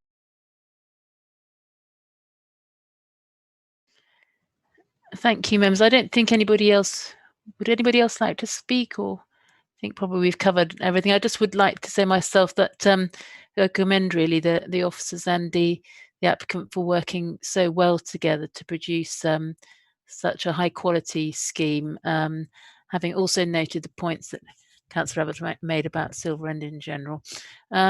So it has now been moved by Councillor Ritchie and seconded by Councillor Spray that we grant this application. So I'll move on to the vote. Councillor Abbott. Abstain. Councillor Bowers. For. Councillor Cunningham. For. Councillor Horner. For. Councillor Johnson. For. Councillor Mann. For. Councillor Monday. For. Councillor Ritchie. For. Councillor Spray. For. Councillor Unsworth. Abstain. Councillor Wrench. For. Members, that application has been granted with the additional informative. Thank you very much. Now, we'll now move on to the next application, which is application number 5C, number 20/01391 full, Foley House, 115 High Garrett, Braintree. And we do have a speaker on this application who I think, Emma, I'm right in seeing, has already been admitted to the meeting. Yes, Chairman, Mr. Wood is admitted to the meeting now. Thank you. Excellent. So, Mr. Wood, if you'd like to, welcome to the meeting, and if you'd like to go ahead with your statement, please. Thank you very much, and good evening to members. Just to check you can hear me just before I start. Good. As you will be aware, the applicant has engaged in positive pre-application discussions with officers on 2 occasions prior to the submission of this detailed planning application. Subsequently, the applicant and officers have continued to work proactively and collaboratively to agree a beneficial and high quality scheme for this currently the derelict site, which will preserve the locally listed building of Foley House and its setting now and for future generations. This has resulted in the high quality conversion proposals for 18 new apartments and associated development, which is before you this evening and supported by officers with their recommendation of approval. The design and the layout is a result of collaborative working with officers to agree a suitable quantum of redevelopment and the associated detail. This has resulted in a high quality, well considered conversion now proposed. In addition, the proposals also to demonstrate full compliance with the relevant provisions of the Council's adopted parking standards and Essex Design Guide as confirmed by officers. As depicted by the final drawings, a number of alterations and a modest extension to the main building are proposed to ensure that the high quality and beneficial conversion of the building can ultimately be achieved. Central to this consideration has been the preservation of the locally listed building and its setting, with officers concluding that these proposals would retain the historic character of the asset. Importantly, these conclusions are fully supported by the Council's Historic Buildings Consultant, who has also been involved in the proposal evolution process. The detailed proposals are acceptable in all other planning related regards, including in respect of trees, ecology, drainage, neighbour amenity and highways, as again confirmed by officers. This includes no objections from statutory consultees, with a small number of neighbour representations fully covered by officers in their committee reports. The applicant remains committed to delivering the planning obligations required by such a development and is pleased to report that a finalised draft of the Section 106 agreement is nearing completion.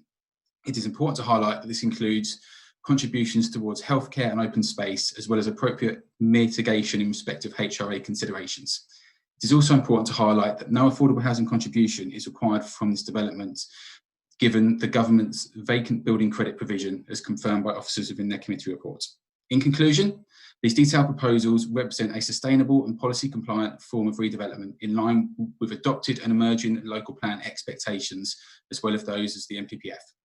It is important to acknowledge that the acceptability of such high quality and sustainable proposals in planning terms is reinforced by the NPPF's tilted balance, whereby it is clear that there are no adverse impacts associated with this proposal, which would significantly and demonstrably outweigh the benefits when weighed against the NPPF as a whole. Therefore, we respectfully request that members support officers' positive recommendation and grant detailed planning permission for this development accordingly. Thank you very much for your time. Thank you, Mr. Wood. So we'll now move on to the presentation, which will be given by Melanie. Thank you. Good evening, members. You could bear with me. I will just open up the right screen.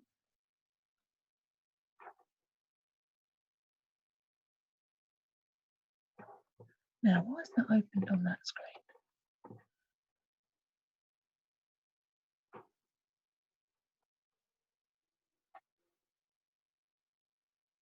Has that opened up correctly for everyone? Yes, that we can see it, I think, Melanie. Thank you. Thank you.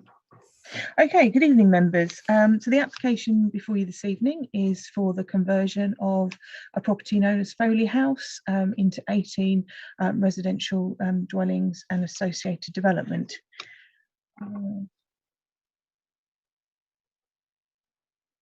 Just see if I can change this. That's better. That's what I was expecting to see.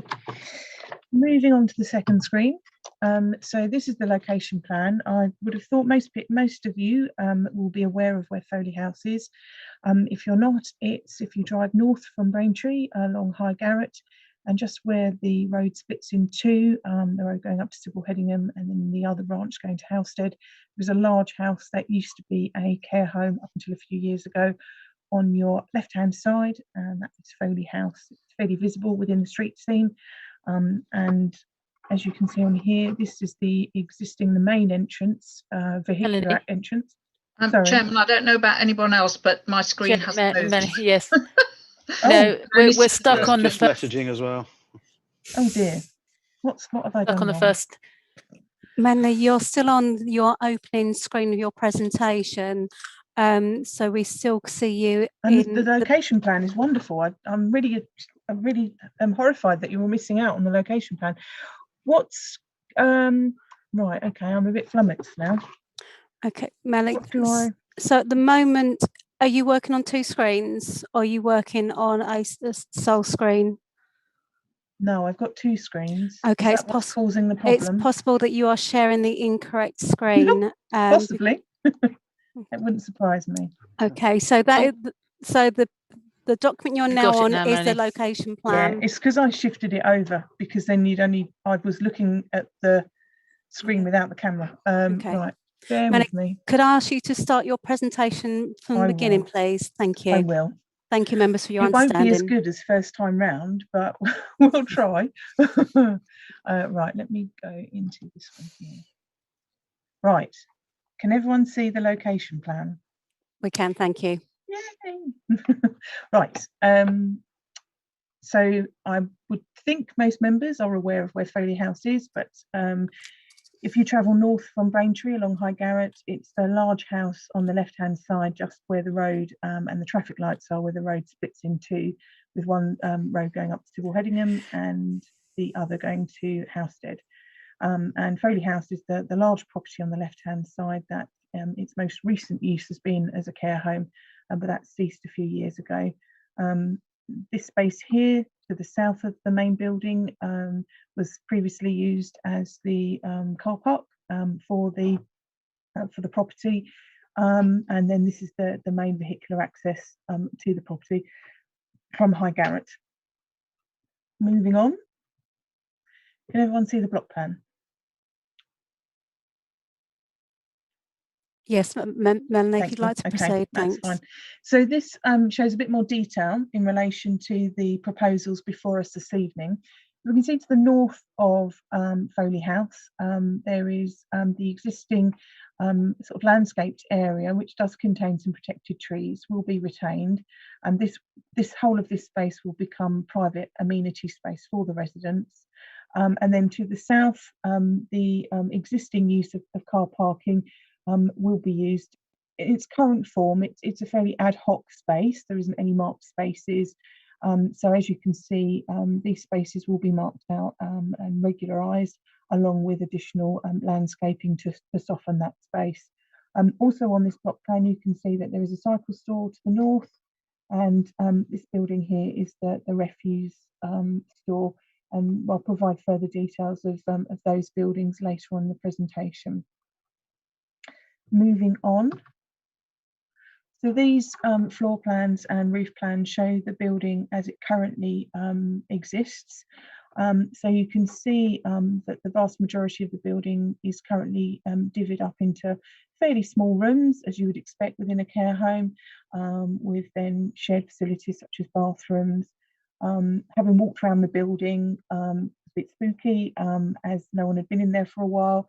But yeah, there was a lot of fairly small rooms with dark corridors.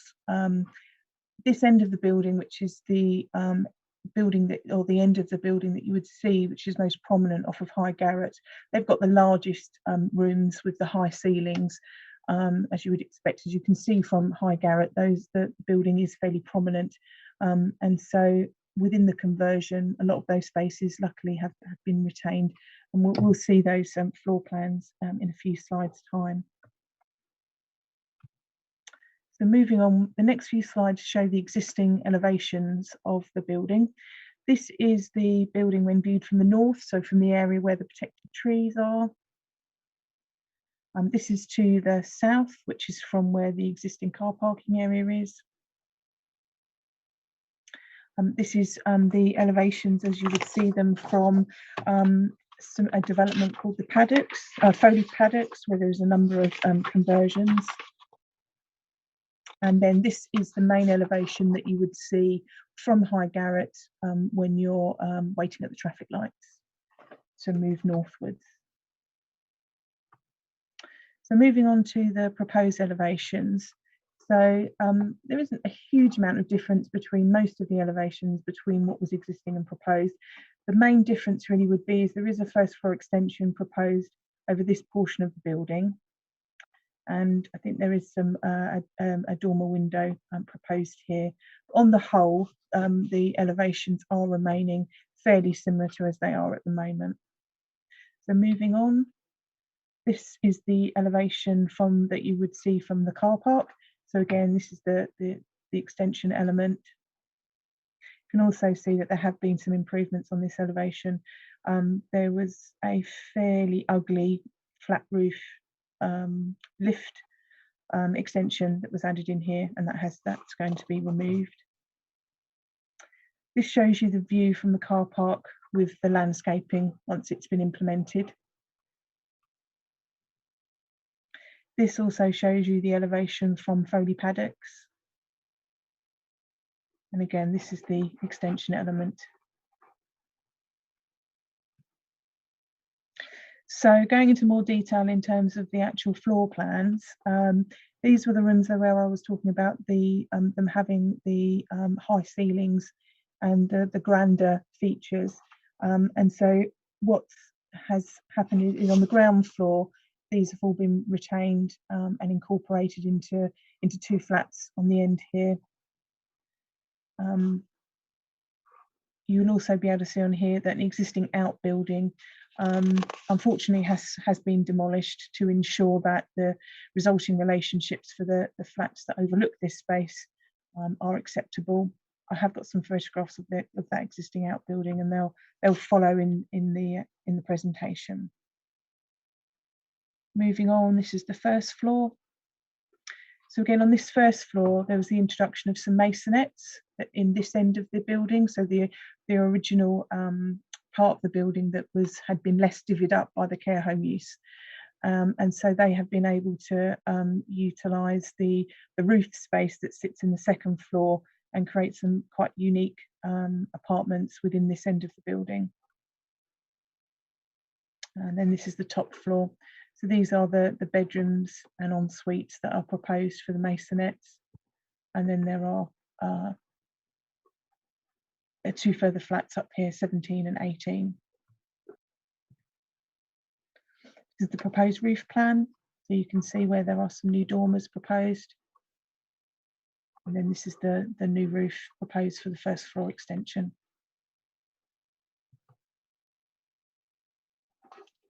Again, we've got another slide of the block plan.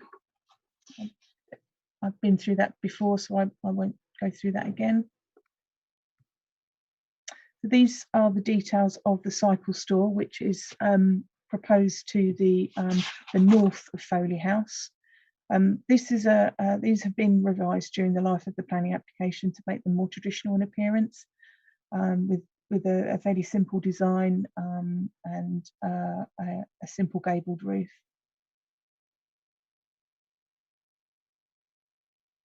And we've got the floor plan there for the cycle store. And then moving on, these are the elevations. So again, very similar for the refuse storage. You can see all the different types of bins that can be fitted into that space.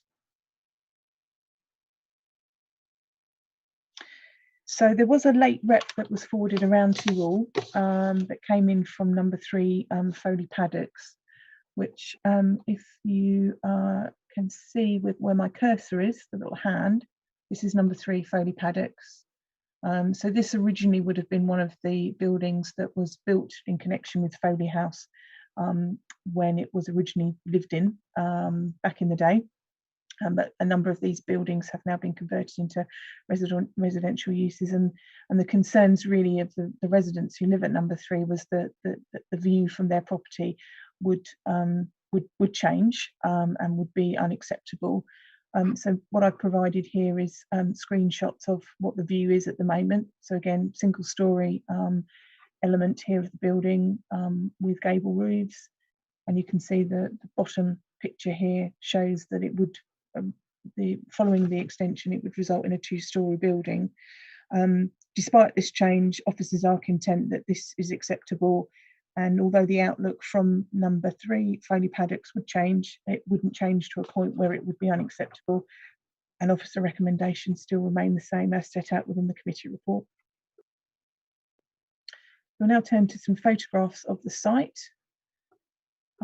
So these 2 photographs are views of the south elevations. So these are taken from the existing car park when the property was used as a care home.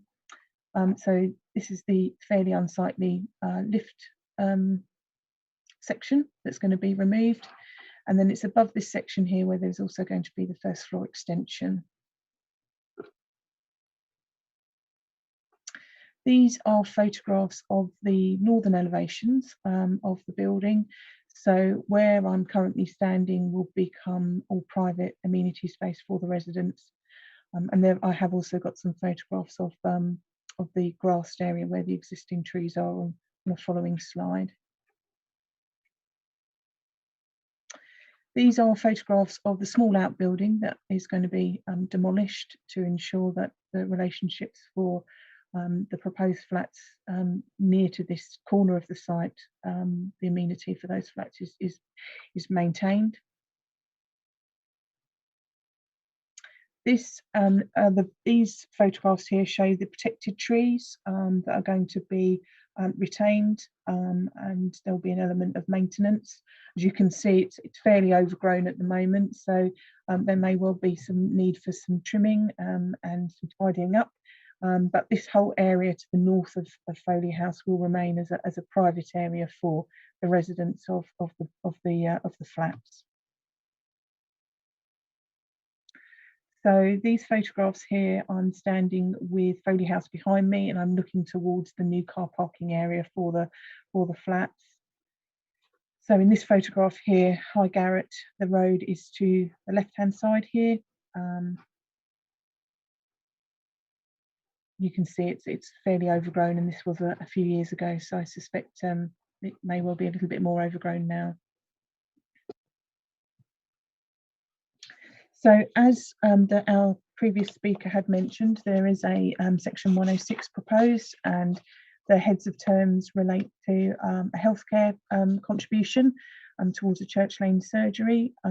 There's also financial contributions for outdoor sport for the 4 Relite sports ground, and also for the Ashpole Road play space. We're also asking for a management company to be appointed to maintain all of the proposed amenity land within the site, to ensure that both the private space to the north of Foley House and also the landscaped car park is maintained in a suitable fashion. And there is also the RAMS contribution included within that section 106 heads of terms. And we're fairly hopeful that that could be signed and agreed within the next couple of weeks or so. So, as a summary and conclusion, the site does lie within the countryside, outside the town boundary of Braintree. And the conversion of Foley House has some merits in terms of sustainability, and it's noted that Foley House has always been in some form of residential use, either as a care home or as a single dwelling house. The conversion would ensure the longevity of the non-designated heritage asset. The development would provide 18 dwellings towards the housing supply, and officers are satisfied that the proposed conversions and works required to enable are satisfied with the proposed conversions and works required to enable the reuse of the building. Jobs would be provided during the construction phase, and an area of mature planting, including protected trees to the north of Foley House, will be retained. Therefore, the proposed development would constitute sustainable development in the planning balance, and it's therefore recommended that planning permission is granted. Oh, sorry, that shouldn't say subject to amended and additional conditions. It just should end there. Apologies for that. I'm happy to answer any questions should members have any. Okay, thank you very much, Melanie, for your presentation. So I'll move on to the chat function. I think the first person wishing to speak is Councillor Mann. Thank you, Madam Chairman. Well, Foley House is a significant local building. It's quite difficult to sort of pigeonhole. Style of its own, really, arts and crafts meets Gothic revival, but very striking in its own way. And it's certainly a building we should seek to retain. Second point, this would bring back vacant property into use. As a district, we've got far too many properties that should be providing accommodation, but are empty. Foley House has been empty for 5 years, which is sort of far too long. Third point, I mean, it's notable that the applicants have, on this application, worked with officers to amend proposals so that they are acceptable in policy terms. For example, the internal amenity for future residents has been improved by the reduction in the number of flats that's being asked for. And I note that there's no application for further dwellings on the site. That was a matter of concern in regard to some previous proposals for the site. So I'm happy to lend my support to the application, Madam Chair, and will move officer's recommendation. Thank you, Councillor Mann. Does that find a seconder? I'm happy to second that, Madam Chairman. Thank you, Councillor Unsworth. And I think you are also the next person who... Indeed, yes. Like Councillor Mann, I'm really pleased to see a listed building, albeit empty, reused and hopefully it will be great when it's done. The only thing I'm going to do is get on my Secure by Design hobby horse again, but this time because the police have actually said they would like to see finer detail on the proposed lighting, boundary measures and physical security measures. So I would propose a condition that Secure by Design or SEPTED is adhered to if we can do that, especially in an environment where there are multiple occupancies. It becomes even more relevant. Thank you.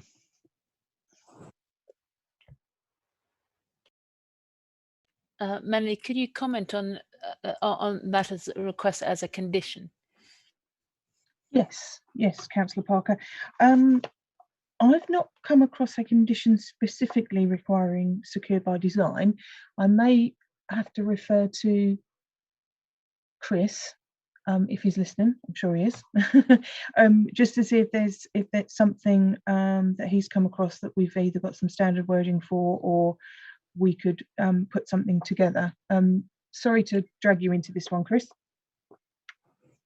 That's fine, Mel. So in terms of a condition, no issues at all in terms of adding a condition if members feel strongly about the particular point. We don't have any standard wording for this. What my suggestion, Councillor Unsworth, would probably be, rather than keeping it as a generic Secure by Design condition, is to actually tease out the specific elements that you'd want us to for us to actually look at. So whether or not it's the security lighting, the entrance feature, post features or something like that. So if possible, my recommendation would be just to be clear on the elements, and then for the condition effectively to require those details to be submitted for approval prior to the first occupation of the development. That would probably be my suggestion. Okay. Secure by Design does have a series of subcategories, and one of them is multiple tenants buildings.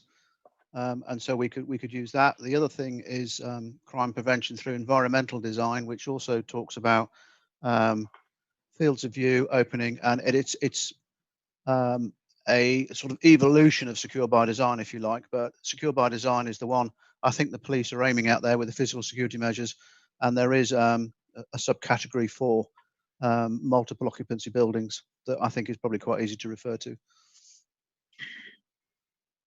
With permission, Madam Chairman, I think in principle, in terms of the condition, that could certainly be accommodated. My only thought, as we don't have a standard condition on this particular topic, would be, should members be minded to grant permission subject to that additional condition, perhaps if we could agree the exact wording of that condition with the mover and the seconder for the application, just so we can go away and actually check what the specific requirements are that Councillor Unsworth has suggested, because yeah, I think we would need to just double check that and look to make sure that it doesn't create any particular any particular issues, if that's okay. Yeah, I'm happy with that. Thanks, Chris. Can I just check with Councillor Mann? He's the mover. He's happy with that. Certainly, Chair. So, Chris, just to recap, would you like? Are you happy with how you're going to word that condition now, or do you need? Yes, Chair, that Chris emails the pair of us for our approval for a condition that he constructs out of the material that he's got to hand. That seems very sensible, Councillor Mann, if everybody's happy with that. Okay, so I think the next person wishing to speak is Councillor Cunningham. Thank you, Madam Chairman. I'm afraid, to be honest, I think everything has been said, really. Just an excellent application, and great to see this old building find, hopefully, a worthwhile future use. So nothing else to add. Thank you, Madam Chairman. Yes, here, Councillor Cunningham.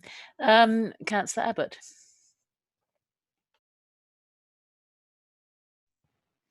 Thank you. Yes, I'd just like to echo what Councillor Mann said, really. So this is 18 residential units being provided in a building that's already there. And I think that's excellent, and I shall certainly be supporting this. And the more we can do within the district to reuse existing buildings and to reuse brownfield sites, the better. Thank you. Yes, thank you, Councillor, but I would definitely echo that. And I myself was pleased to see a development which had some one bedroom flats in it, actually.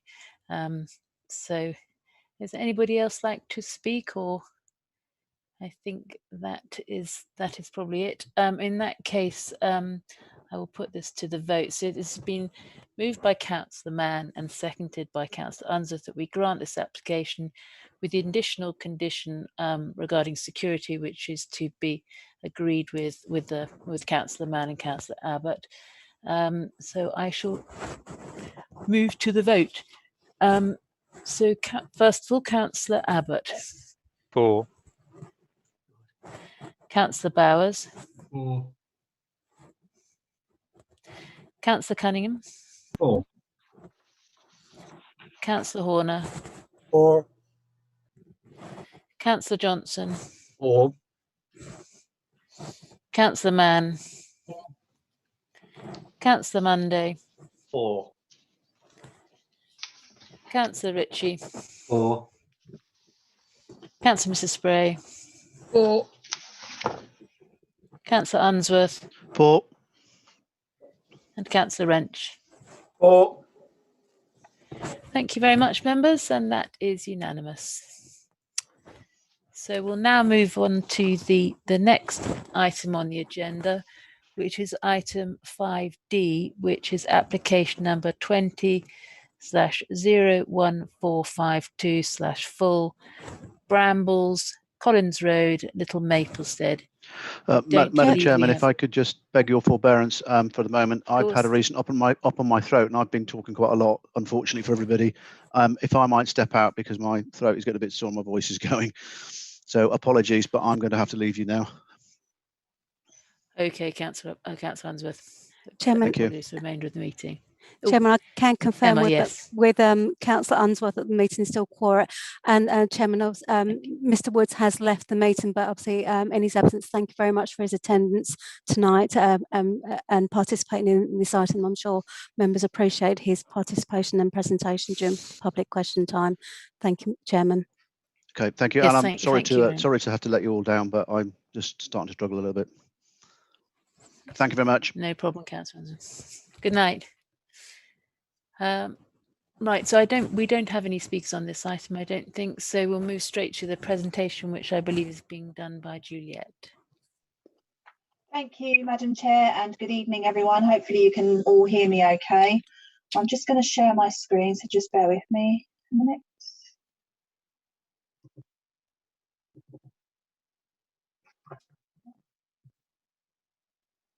Hopefully. Oops. You should all be able to see that okay. So this is a full application for the erection of one detached 3-bedroomed bungalow at the Brambles, Collins Road in Little Maplestead. The red line on this plan illustrates the location of the site at the end of Collins Road, near to the intersection with the Sudbury Road. The site currently forms part of the garden for the Brambles, which is a detached bungalow and is indicated by the blue line where my cursor is.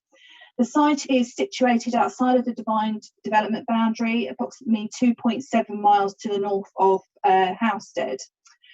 Members will have seen in the committee reports that a material consideration in the assessing of this application is an appeal decision, which was allowed by the planning inspector in September last year at Kiston Cottage, and the site is here, so you can see it's quite close to the site that we're considering.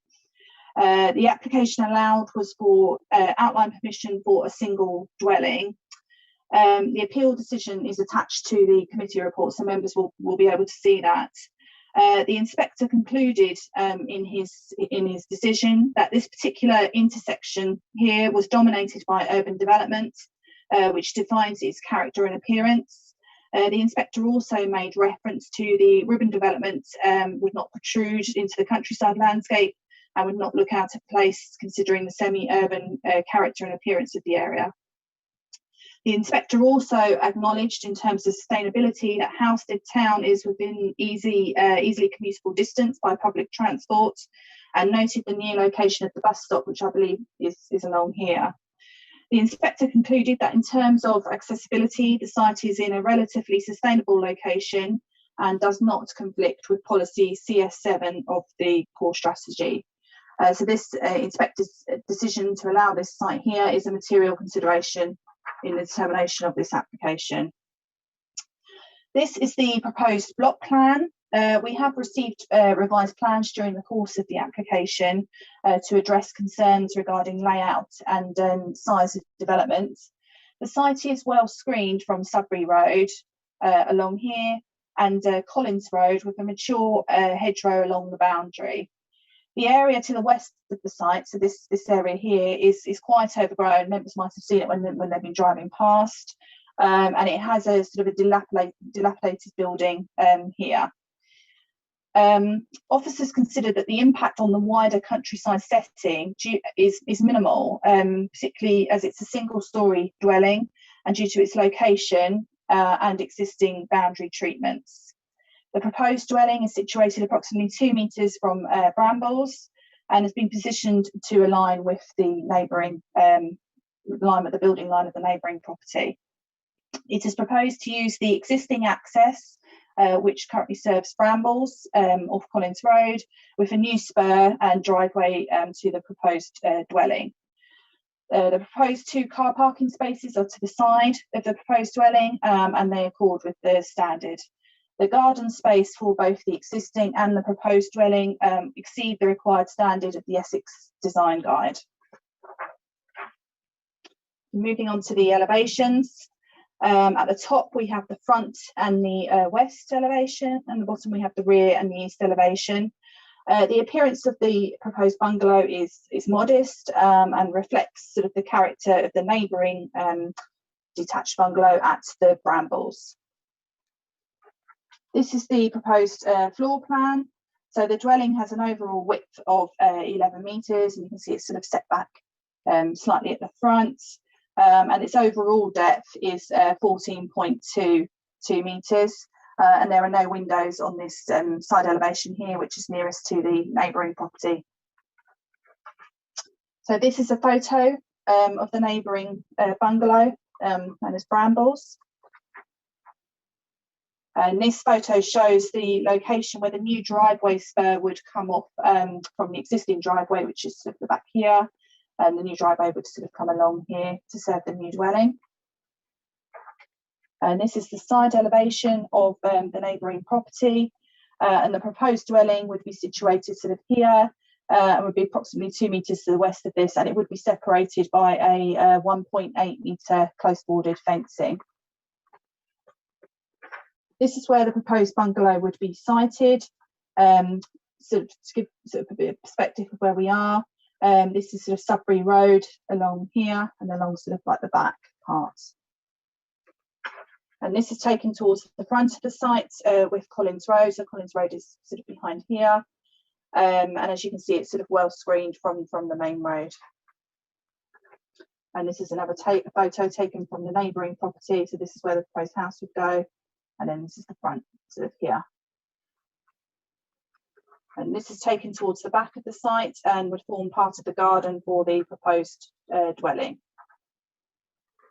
So in conclusion, there would be public benefits that arise from the development, albeit limited due to the scale of the development. Benefits would be such as securing a design that is compatible with the surrounding development and the neighbouring property. In terms of environmental harm, there would be further encroachment of built development into the countryside. However, this would be limited due to the scale and the location of the development. There would also inevitably be a reliance on the private car to access services and facilities, but as concluded by the planning inspector in the recently allowed appeal, sites adjacent, the public transport service provides an alternative with access to Sudbury and Housestead. So when considering the planning balance and having regard to the identified harms and requirements of the NPPF as a whole, the benefits of the proposal would outweigh the harm. It is therefore recommended that planning permission is granted subject to conditions. Thank you.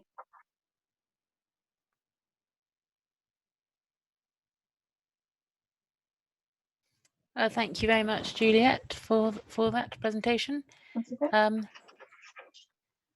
I now have Councillor Cunningham wishes to speak first.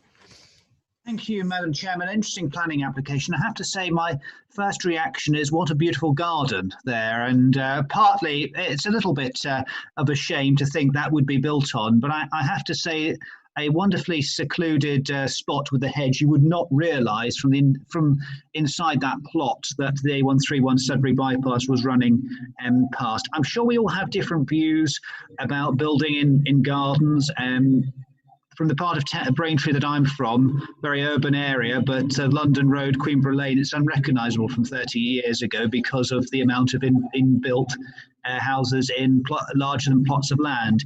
And I don't see that's a tradition that's tended to happen in urban areas. This is in a rural setting, but it is adding extra viability to the rural community with the addition of one plot and a sensitive development, a bungalow, a different type of housing option relevant to the surroundings. So I think in those for those reasons and the quality of the design in keeping with the surrounding area, I think this is a good planning application, and therefore I'm happy to move off this recommendation for approval. Thank you. Thank you, Councillor Cunningham. Does that find a seconder?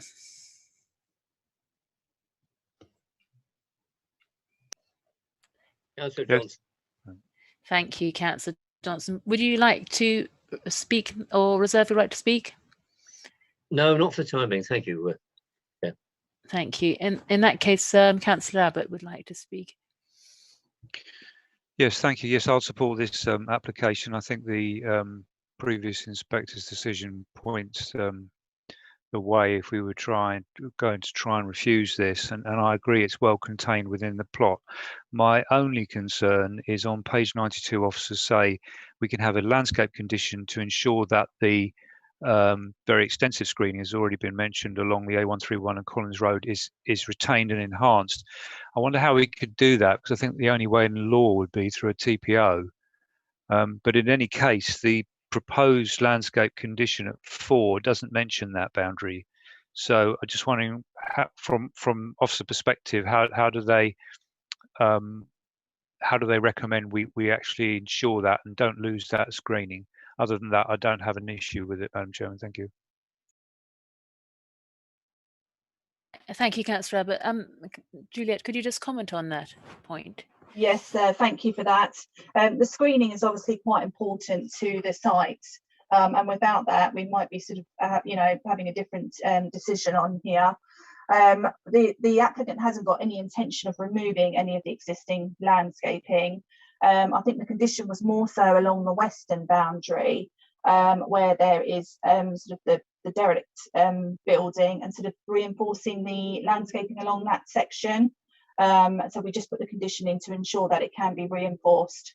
But as I say, the applicant isn't intending to remove any of the landscaping. It's not required to make the development, to facilitate the development, to remove any of the landscaping. Councillor Mann now. Thank you, Madam Chairman. I hope I'm not alone, but I find the original inspector's decision quite odd. You say that it's in a sustainable location because Halstead is 3.5 kilometres away, therefore it makes it sustainable.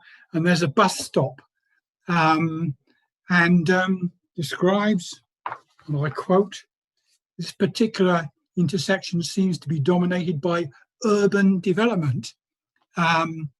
Well, if this is urban development, I'd quite like to see more intersections like it, but we are where we are. It's a material consideration, and I think that based on that inspector's decision, this application is probably irresistible.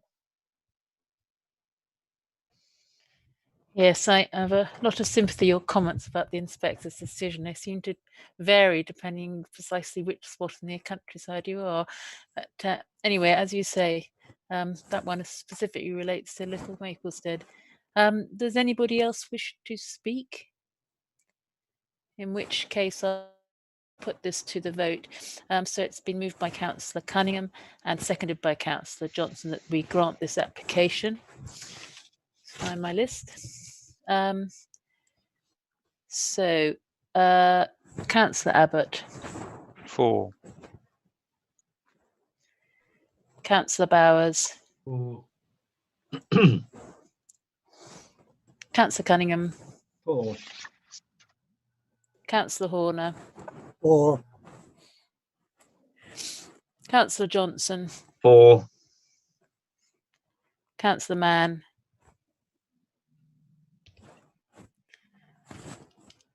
I think Councillor Monday.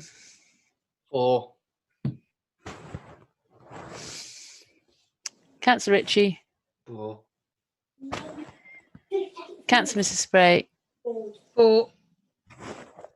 Councillor Unsworth. Oh, sorry, he's gone, isn't he? Sorry, Councillor Wrench. 4. Thank you, members. That application has been approved.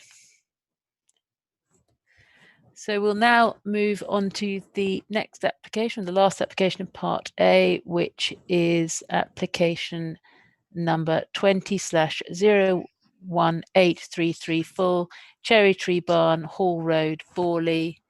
And we have 2 speakers on this, so I'll just wait for them to be admitted. Chairman, these statements are going to be read by Alison Webb. So could I ask Alison if she could take the first statement, which is by Dr. Doug New, please, on behalf of Borley Parish Meeting. Thank you. Thank you. Thank you, Madam Chairman and Emma. This is a statement by Dr. Douglas New on behalf of Borley Parish Meeting. Further to the committee letter of 5th February regarding development at Cherry Tree Barn and the planning meeting scheduled for 16th February, I make the following additional submission on behalf of the Borley Parish Meeting. The village design statement for Borley is an important and valued document in the parish and is a unanimously accepted view of the community as to the ongoing future developments that are suitable for the village within the District Council planning policies for this part of the area.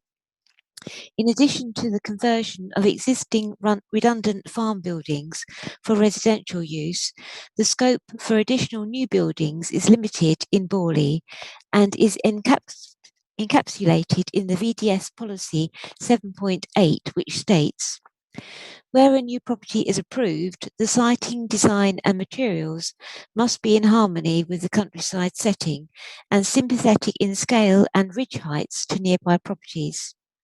At the present time, there is approval on the site for the conversion of a utility concrete structure, which is sited on the boundary ditch of the adjoining property and which is the subject of an objection by the neighbour.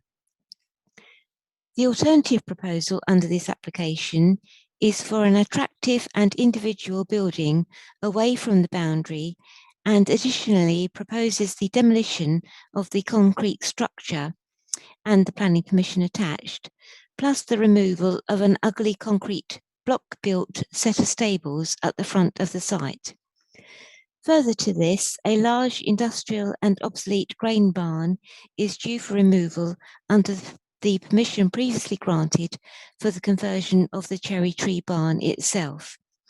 All in all, this current proposal will see a real improvement to the site and is greatly supported by all the nearby parishioners and in the wider village. The application is also acceptable with respect to the policy terms of the Borley VDS. Accordingly, the parish of Borley wholeheartedly supports this planning scheme and urges the committee to approve the application. On a final note, the current barn conversion that is being undertaken by the applicant is of the highest standard, and villagers are appreciative of the improvements to the site, which previously proved a blight on the locality with a poor hodgepodge of redundant and deteriorating agricultural and industrial buildings. That's the end of the statement. Thank you, Madam Chairman. Thank you very much, Alison. The next statement, I believe, is from Mr. Elvin, who I think is the agent, and I think Alison's also reading as that. Thank you, Madam Chairman. This is a statement by Mr. B. Elvin, the agent. Thank you for the opportunity to make representation to you this evening. This application seeks permission for a new dwelling of high quality design and which has the full support of the local community. It is proposed as a replacement dwelling, replacing the permission to convert an existing building on the site, where the resultant dwelling will be far more attractive, well designed and suited to the site than what has already been approved. The report before you identifies this as a prominent and visually intrusive building that would result in harm to the views of heritage assets to the north of the site. As you will see, this is not the case. Indeed, the applicant would like to draw attention to the following comments made by your consultees.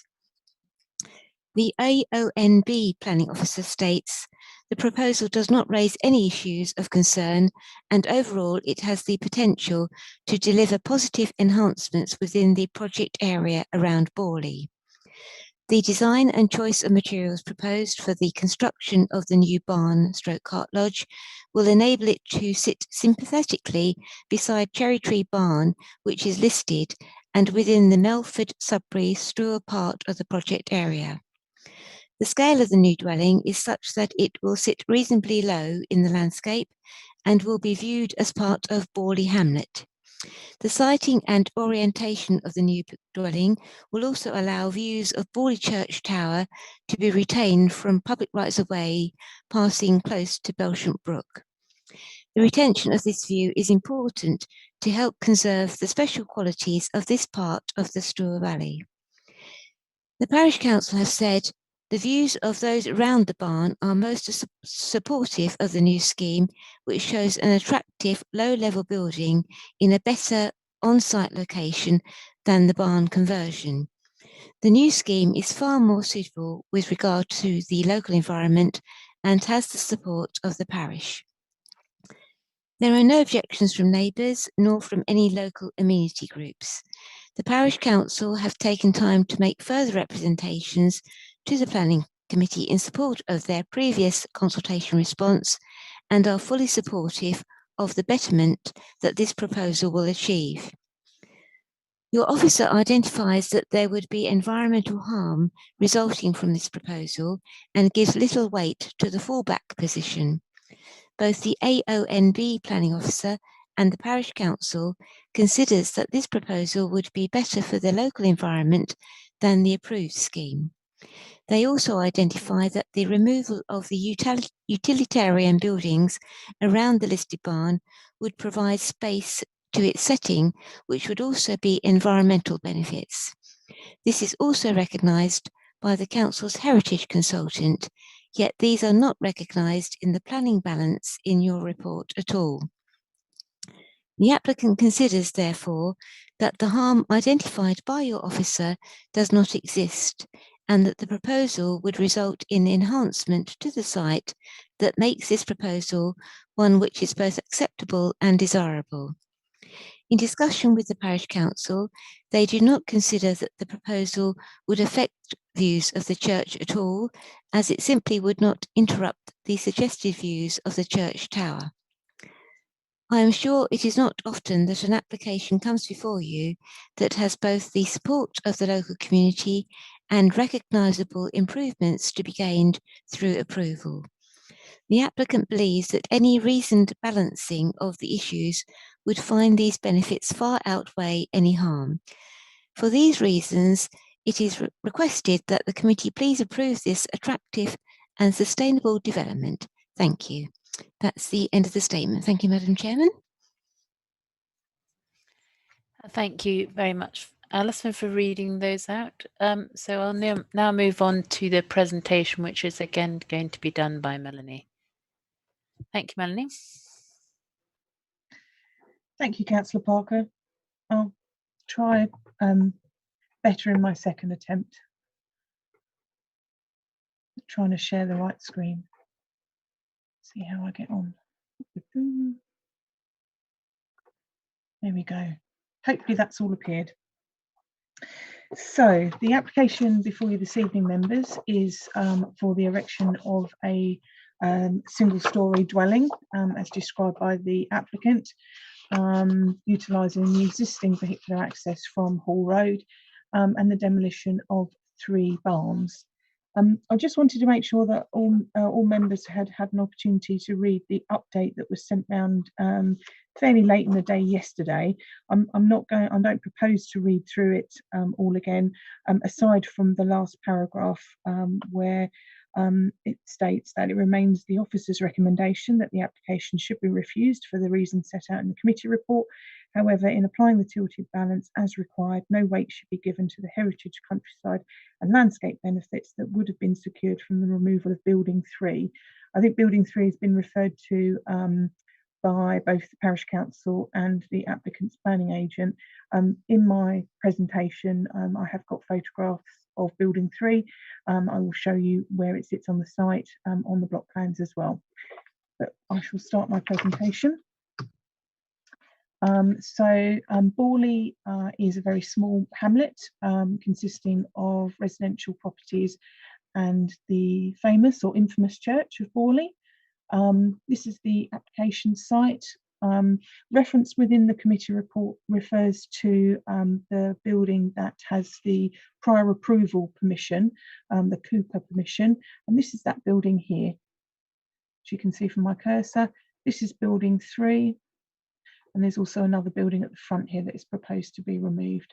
But we'll take these buildings in turn in a bit more detail later in the presentation. This is the road running through Borley, which is Hall Road. This then eventually connects you down to the river near Long Melford. And this is a very, I would say, a fairly isolated position within the countryside at the top end of the district. So this is the block plan of the site, so you can see the buildings in a bit more detail. This is the existing listed barn, so it does sit outside the red line of the application site. So this is the building that's been referred to, I think, at the end of the representation from the Parish Council that's currently being converted, along with these buildings here. So they sit outside the application site, and this is the Cooper building. I think it's known as Building 2. Building 1 here is the stable block that was referred to, and this is Building 3. So these are the existing plans of Building 3, which is to be demolished. So as you can see, fairly simple structure, fairly utilitarian in appearance. This is the existing building that has the prior approval permission on it, secured last year. Again, fairly utilitarian in appearance, with a simple appearance.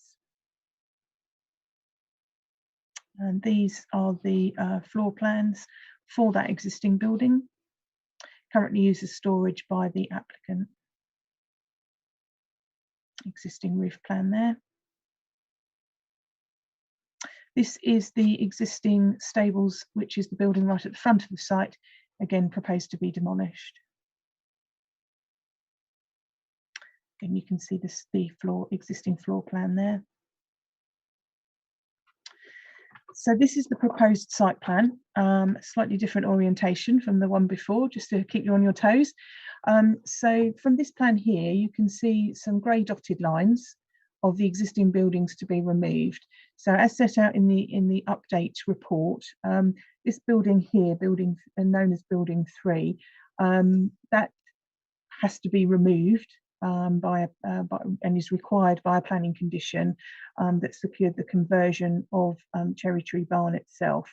So as set out in the update report, any benefit that was alluded to within the officer report, the committee report, that should be attributed to that should now be discounted. We can also see on here, this is the Cooper building, so Building 2. So this is the building that has the prior approval secured on it. And then the existing stable is located at the front here. You can also see on here the footprint of the proposed dwelling. So again, it would utilise the existing entrance, vehicular entrance onto Hall Road. The driveway would run through the middle of the site, and then this would be a cart lodge at the end of the building and parking area. And then you can see it's got a main central wing of the building, and then some smaller wings out the back. This is the proposed elevations of that building 2, which is the Cooper building. So you can see through the Cooper process, it does show that it would be made a little bit more domesticated in appearance, with more windows and openings, and particularly with the French doors here at the end of the building.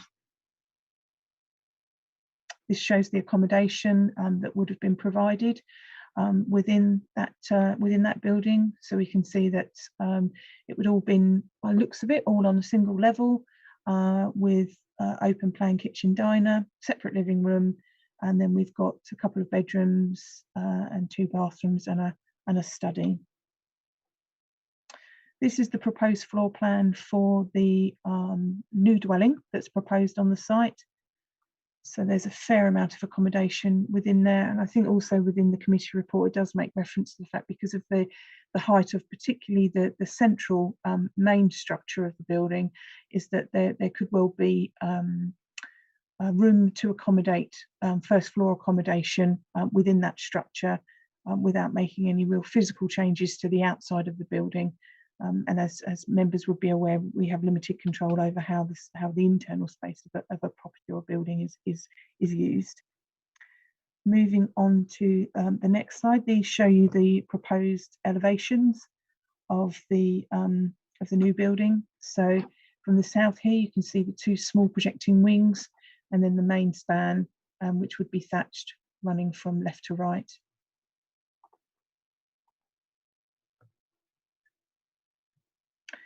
Moving on to the next slide, these are part elevations of some of the proposed wings. We can also see a roof plan there showing the layout of the building. Here are some coloured up elevations to show you the different types of materials that would be used. So we've got the main roof structure would be thatched, and then you've got boarding and clay tiles as well. Just to provide a little bit of insight in terms of the fallback position, which is referred to within the committee report, I have already been through, but I will provide a little bit more detail at this point.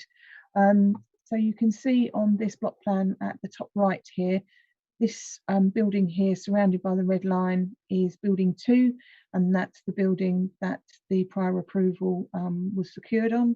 And as you can see down here, these are the elevations and the floor plan showing the 2 bedrooms and the living accommodation. You can also see, although it's going to be fairly small, but this is on this block plan, and it does also indicate on here that this is the large building, which is known as building 3. That is indicated to show that it will be removed and is required by one of the planning conditions that was secured the conversion of the listed barn at the front of the site, known as Cherry Tree Barn. Moving on to some photographs of the site. So these 2 photographs here are taken from the road that runs to the west. So this bottom one here, you can see, they're not the clearest photographs, even though it did look like quite a bright day. You can make out the listed barn and the rear projections, which is this red section here, and you can just about make out building 3. I have also included this zoomed in version of the same photograph, or the same view, just to make it slightly clearer. So on this photograph here, you can see this is the listed barn that fronts onto Hall Road, and then you've got the this red section here is the projection at the back of that that listed barn and forms part of that conversion. You can also then make out building 3, which is required to be demolished by one of the planning conditions attached to that original conversion consent. Moving on, Oh, wintry day. So this is a view from the south. Again, this shows the site in relation to particularly the church in Borley. Again, both taken in the same vantage point. One is a standard view where I was standing, and then you have a zoomed in version showing building 3. You can just make out behind that, this is the Cooper building, just above where my cursor is. This is building 2.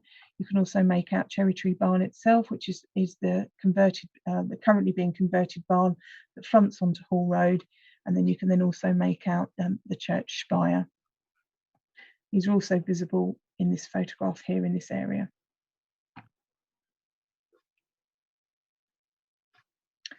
So these photographs here, this top one here is the view of Cherry Tree Barn, which is currently being converted. And this photograph is taken from Hall Road, looking down into the site.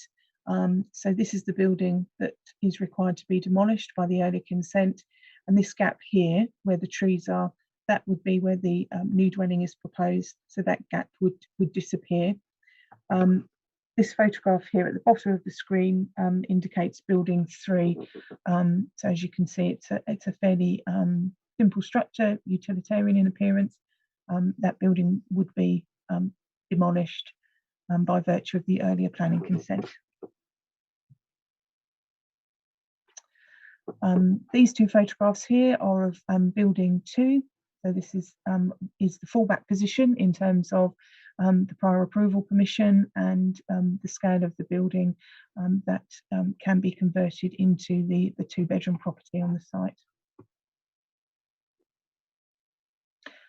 This is the stable building at the front of the site. You can just about make out Hall Road along here. So this is the building that would be removed, and it's known as building 1. These photographs here are from the bottom of the site, so where the position of the new building would be, and they look towards the southwest, away from the site. In this photograph here, you can just about make out the edge of building 3. So the vast majority of the new build would sit in this space here, and the same would sit here. And these are views looking to the southwest. So to summarise, the site is located within the countryside beyond a village boundary. There are designated heritage assets located near to the site. Officers consider that there are very limited economic and social benefits arising from the scheme. There are a number of harms resulting from the unsustainable location, construction of a new build versus sustainability benefits of a conversion, failure to secure good design resulting from a prominent conspicuous design in the countryside, and harm to views of nearby designated heritage assets. When considering the planning balance and having regard to the development plan and having regard to the requirements of the NPPF as a whole, it is concluded that the adverse impacts of granting planning permission would significantly and demonstrably outweigh the benefits when assessed against the policies in the framework taken as a whole. That's the end of the presentation, and I'd be happy to answer any questions. Thank you very much, Melanie. I think I might kick this one off actually, as it is in my ward, and I know this site pretty well.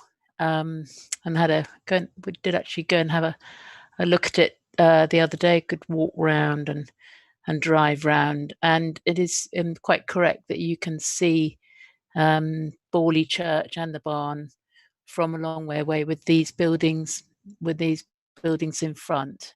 So they do affect the setting of those heritage assets. I'm afraid that the issue about the sustainable location, yes, ordinarily it definitely is not a sustainable location, but we do have this fallback of this ability to convert a building to residential. So I'm not sure that I think it is a fairly neutral factor. For me, I have found this quite a difficult decision, because I don't particularly like the fallback position, which is right on the boundary and is quite a utilitarian building. And I don't think that the design of the replacement, although I note the comments in the report about its design, I don't know whether they are sufficiently harmful to justify refusal. So that is slightly where I'm torn, but I think I will leave it at that, and I'll leave it to other members to listen to their views. So members who would like to kick off.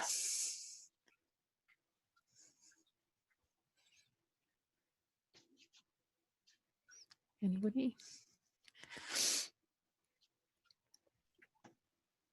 I'll start if you like, Chair. Thank you, Matthew. I had quite a job getting my head around this with buildings 1, 2 and 3, but I think I got it straight now. It's fundamentally a choice between a conversion, which is granted, and a rebuild or a new build, which is proposed. So in pure policy terms, I would suggest that the officers have called it right, that it is a conversion of an existing building, which is the fallback position, rather than quite a substantial new dwelling, which is applied for here. I think the confusing factor was building 3. Now, quite obviously, it would be an improvement to in sort of landscape street scene terms to remove that, as you say, utilitarian and quite ugly and large building, but we get that anyway in the fallback position in the conversion. So however we decide tonight, that has gone. So I mean, I think in policy terms, I tend towards the officer's recommendation, Chair.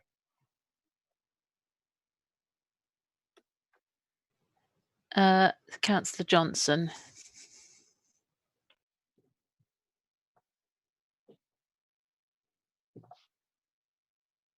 Oh, he's on mute. Councillor, sorry, you're muted, yes. Councillor. Thank you. That's better. Despite very bad weather conditions and the risk of visiting a haunted village, I did in fact attend there this morning, had a very good look round. I fail to agree with officer comments on page 119 that the development will be visually intrusive or prominent. The current development, which I had a very good look at, is muddled and not visually appealing. I think this will enhance the site. I don't think it'll have too much effect on the church. You know, you can see the church from many roads around the area, and we've got to consider moving on in these developments, I think, and just leaving things as they are. That's my feeling. Thank you. Councillor Cunningham now. Thank you, Madam Chairman. Like Councillor Mann, I'm a bit personally conflicted. I'm personally a little bit in two minds on this one. So therefore, I think perhaps we need to let the policy prevail, and the policy is there for a reason. So I'm happy to move officer recommendation for a refusal. Does that find a seconder? Yes, Chairman, I'll second. Okay, and Councillor Spray, would you'd like to speak as well? Yes, I just indicated to speak. Thank you. I am struggling a bit with this, and I are clearly not the only one. And the parish council are quite right in that they say it has, got a lot of support. They support it. They say that a number of nearby residents and neighbours like the idea. And yes, the Dedham Vale and Stour Valley project also don't object. They think it's going to sit reasonably low in the landscape and so on. However, it's not an entirely unanimous support, because the historic buildings consultant, although not objecting in principle, has some concerns regarding the size of the proposed dwelling. And I think I have a slight issue with that. I actually don't mind the design of it, but it is very large. And the historic building consultant at the end of their comments say that, you know, they would prefer some amendments to the elevation to make it more acceptable and have less impact. So it's not, you know, 100% resounding thumbs up towards it. But overall, I do think officers have just about got this right. I think Councillor Mann said I would have preferred to see a conversion rather than a new building going up. So I'll support the officers' recommendation. I have to second that, and let's see what happens. Thank you, Chairman. Anybody else wish to speak? In that case, I will put it to the vote. So it has been moved by Councillor Cunningham and seconded by Councillor Spray that we refuse this application. Councillor Abbott. For the motion to refuse. Councillor Bowers. For. Councillor Cunningham. For. Councillor Horner. For refusal. Councillor Johnson. Against refusal. Councillor Mann. For refusal. Councillor Monday. For refusal. Councillor Ritchie. For. Councillor Mrs Spray.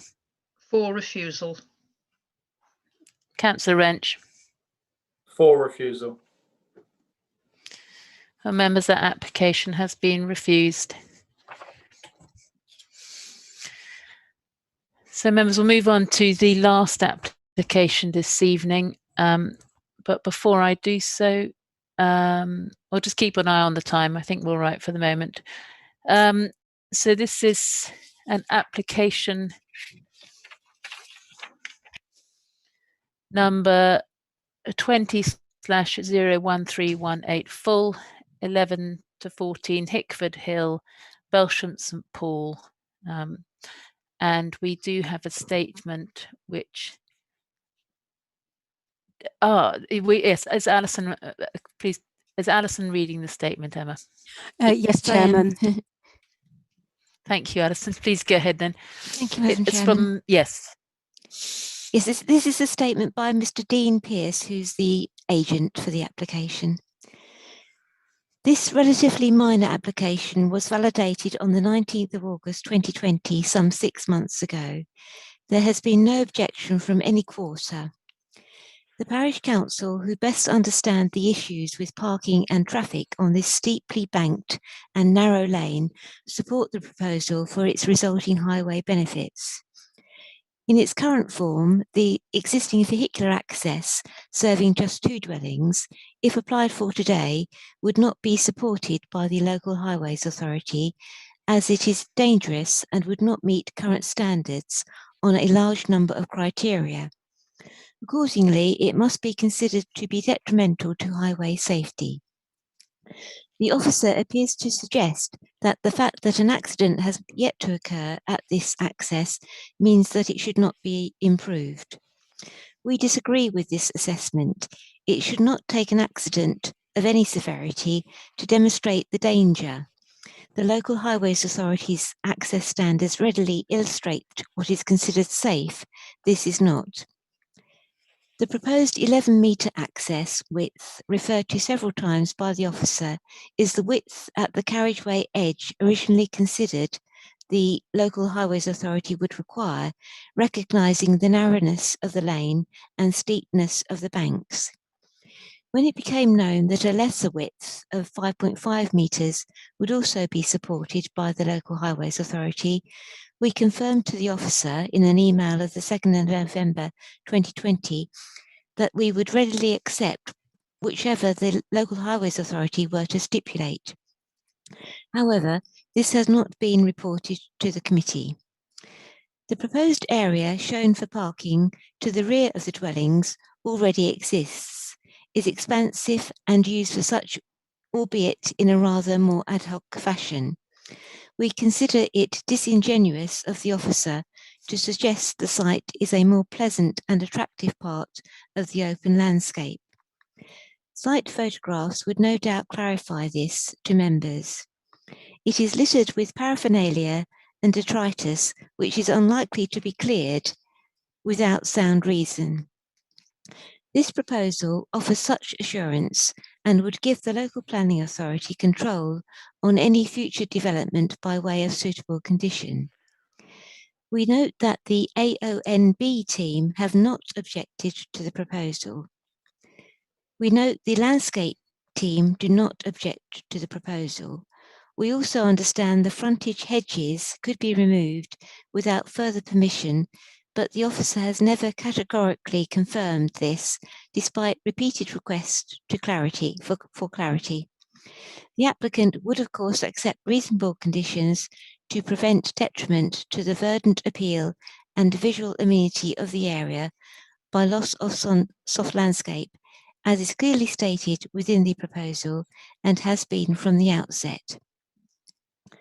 Notwithstanding that we wholly disagree with the assessment of the outbuilding, which shall appear as a modest single-storey agricultural structure in the wider landscape and be most inconspicuous from Hickford Hill, it was confirmed to the officer via email on the 2nd of November 2020 that the applicant, as stated previously, is more concerned with the provision of parking and safe access and is prepared to forego the new structure entirely.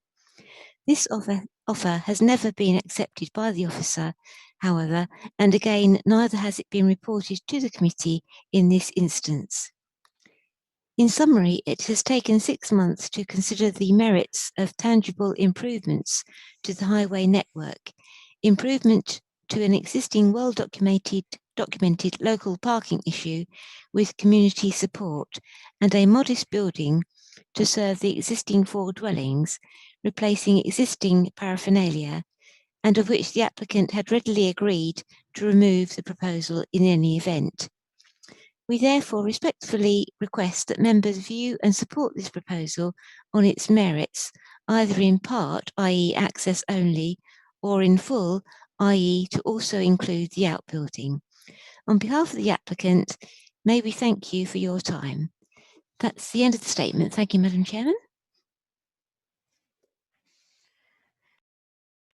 Thank you, Alison. So I believe that Chris is going to do the presentation on this one. Thank you, Madam Chairman. I'll just share my screen with you. Just bear with me 1 second.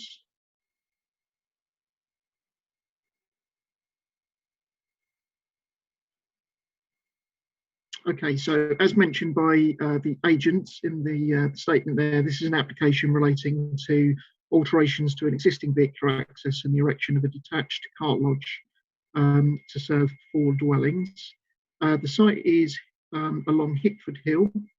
I've got quite a lot of plans and photographs to show, but I think some of these are important just to show the context. We've got the location plan here to start with, so you can see on the northern side of Hickford Hill, you've got the 2 pairs of cottages to which the proposal relates and the application site edged in a slightly darker boundary. Now, the next 2 plans may appear quite faint, so I apologise for this.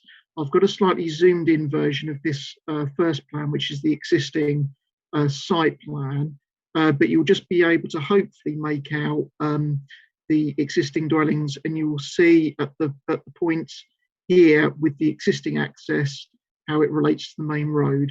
I will just move on because I think that does look very faint to the slightly enhanced version. zoomed in version, you'll see here where the point of the existing access comes and then curves round to the back of the site. And you can see here the first pair of the cottages, a couple of existing outbuildings. I've got some photos that shows this, and you've got the location at the back here of the site of the outbuilding. So in terms of what's proposed, this is the proposed site plan, which shows the two elements of the proposal. So the first element with the access shows the widening of the existing access, and you can see how it's proposed to meet the highway at roughly a 90-degree angle, so head on. And then at the rear of the site here, this is the siting for the new outbuilding for the cart lodge structure. You've got the two existing outbuildings here, and you'll see across the piece a number of existing vegetation. Part of the existing vegetation would need to be removed to facilitate the new access. It is proposed to incorporate some replacement planting as part of the proposal. So in terms of elevations, this is the outbuilding structure. We'll come on to the site photographs, but quite a large structure. And we'll come on to the topography in a second, but that shows the elevation, the side elevation of the building and the rear. So traditional in terms of weatherboarding with tile roof. Just the plan of the internal arrangement showing the garaging, roof plan, and then onto some photos. So this shows the entrance to the site. So you'll just see the red car there. The entrance is actually on the other side of this at the other opposing angle. The proposed access would come through at this particular location. And I've got a series of photos here, so a slightly more closer up version, so you can see some of the existing vegetation on the right hand side. And then a view from the other directions. This shows how you enter the site as it is at the moment. I should say there are a number of accesses along this stretch that are of a similar width. Several of them are at 90-degree angles, but in terms of the character of the area, the accesses aren't particularly prominent in their view and appearance. Slightly further back, which shows again the hill and the entrance, and again this probably more accurately shows some of the existing vegetation to the side as well. And again another view, again slightly further back again, and a close-up view, so that's of the gate going into the actual site, and again the vegetation on the side. So that's roughly, if you were with the proposed access, this is how you'd be entering into the site at that angle. And then onto the site itself. So as referred to by the agent, this is the approximate location of where the outbuilding would be proposed. There are some existing outbuildings, which you'll see in other photographs, but some existing equipment, materials that are stored in this particular location. Just moving around, so a slightly different view just to the left-hand side of this. One of the existing outbuildings, and the other outbuilding as well. So this is as you come up. So the siting of the outbuilding is to the left-hand side of us. And then you can see there from the annotation, so the outbuilding is behind effectively to the other side of the shed. This is a view back from that area where various materials were stored, looking back at two of the cottages. And this slightly shows some of the difference in the topography here. So you can see the land level at this point is considerably higher than the road level and the dwellings that are located off of it. And just a view to the rear. So this just shows the openness of the site. And again, hopefully a clearer shot, which just shows the big difference in levels between the driveway. The site for the outbuilding would be to the right-hand side of this photograph, and this shows the entrance that goes beyond to serve the other two properties. But you can just see the relationship here between the ground level of the land at this point and the two dwellings. Slightly different photograph, so you can see there's existing accommodation on the site without other outbuildings where cars are accommodated. This is looking in the reverse view, looking back. You should come in. So again, you've got the siting of the outbuilding in this location.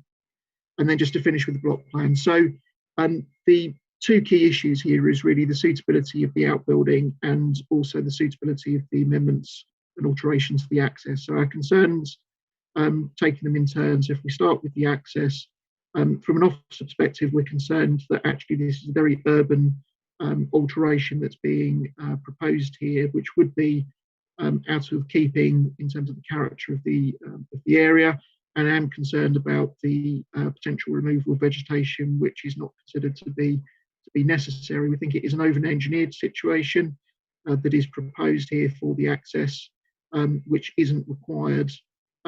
Noting there are no objections from Essex County Council in terms of the proposal, but our response to that is that actually there's a point here that a much simpler solution potentially could be achieved that would be far more in keeping if indeed the existing situation needs to be improved. So we do have concerns about that specific element of the access. And then in terms of the outbuilding, our primary concern there is actually the size and scale of this outbuilding. We don't consider it to be subordinate to the existing dwelling houses, and we are concerned that actually given its siting and its prominence and given the topography of the site, that again actually this is potentially an intrusive element within the landscape and character. So we have concerns in relation to both elements of the proposal. There was reference within the statement, and members will be aware we circulated some extracts of the correspondence that's taken place between the applicant agent and the case officer.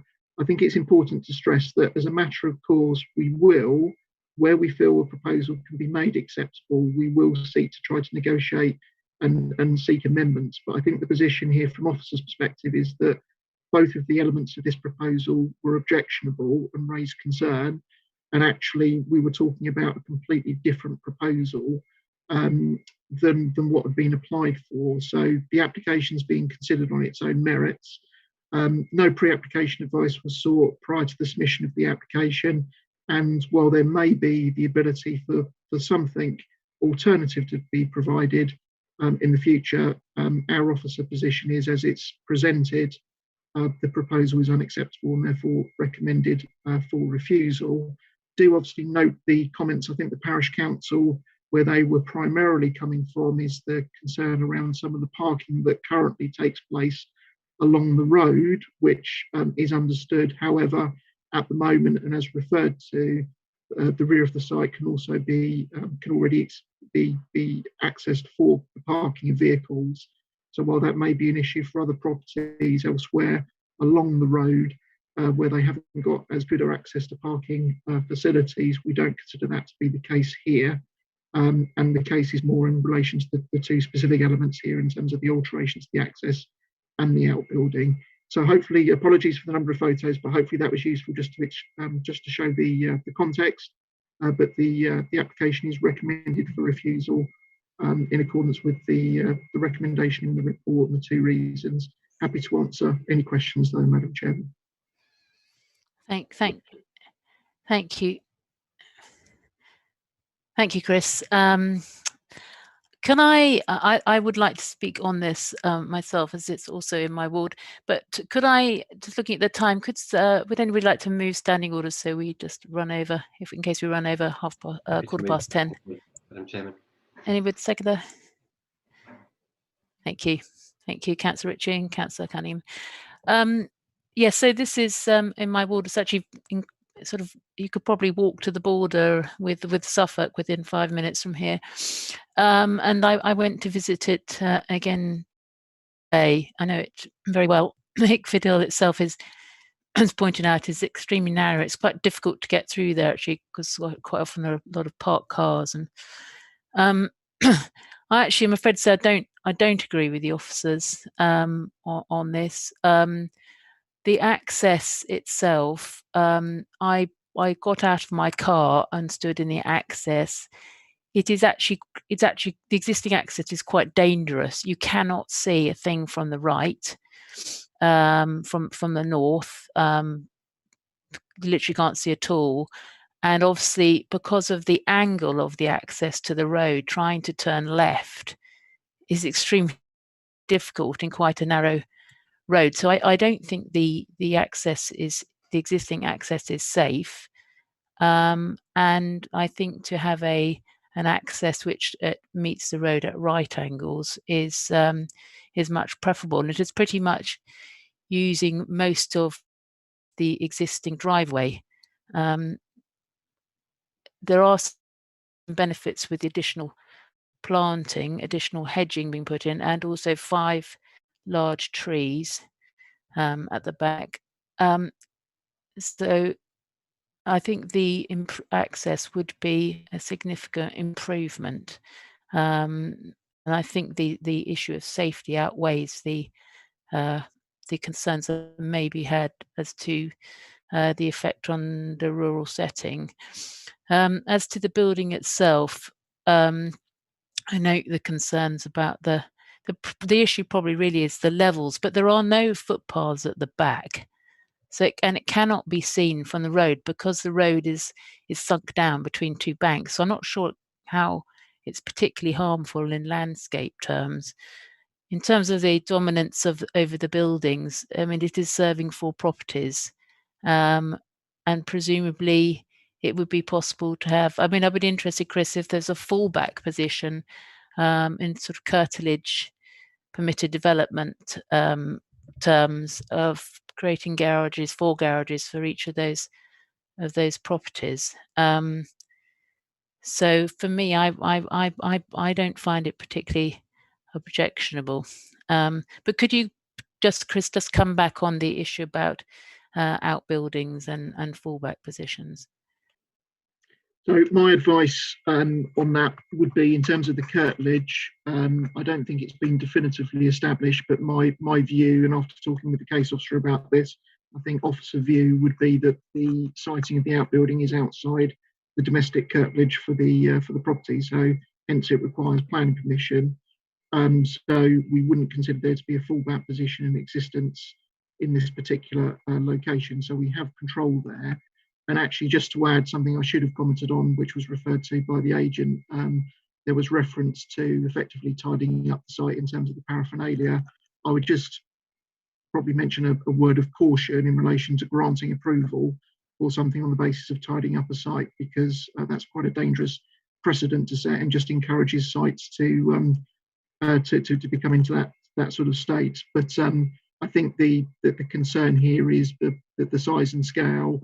There wouldn't be the fallback position, which would be our view, so that an alternative, scheme couldn't be built. So we'd ultimately have control through planning for the building as proposed. That would be our view. Can I just clarify that? So are you saying it would not be possible to build a garage for any of the properties under curtilage? It just wouldn't be possible to build a garage for those houses? So in terms of whether or not it would constitute permitted, whether or not something could be built under permitted development. So in order to benefit from that, the site for the garaging, cart lodge, however you wish to refer to it, would have to be within the curtilage of the property, and it would then need to comply with the criteria within the general permitted development order as to the size and scale of that outbuilding. So our view is that the siting of this is outside of the curtilage for the property and therefore would require planning permission. Because it wouldn't benefit the siting of this would not benefit from permitted development rights. So I'm not aware that the curtilage has ever been established through a lawful development certificate. There's nothing on the actual history to indicate that. So that would be our view after looking at the site and how it's developed. And yeah, there's certainly some pre-existing outbuildings on the site, but in terms of anything new, it's being applied for planning permission. But our view would be that it would require an outbuilding this location would require planning permission in any case. Just one further question for me, Chris. I mean, the applicant has asked whether it would be possible to consider both aspects of this separately.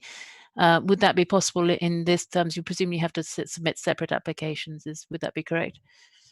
So my view would be, I note the comment from the agent, what's been applied for here is both the cart lodge building and the access, and we've considered the application on that basis. So it would be inappropriate, I think, to say that both are significant elements in their own right. It wouldn't be as though this is a minor element of one aspect of the proposal that we would be seeking to effectively omit or condition out. That the 2 elements are standalone, and as I said, I think there is potential and opportunity here to do something different that might be more acceptable, but in terms of conditioning or just restricting the outbuilding, I would say that would be inappropriate on the way that this is the way how the application has been submitted, and therefore we consider it on that basis. Okay, that's understood. All right, thank you. So Councillor Spray would like to speak now. Thank you, Chairman. It's interesting that these last two applications on the agenda have probably been trickier to deal with than the preceding ones. I'm slightly ambivalent about the proposed alterations to the entrance, although I can see where the officers are coming from in that it would alter the landscape.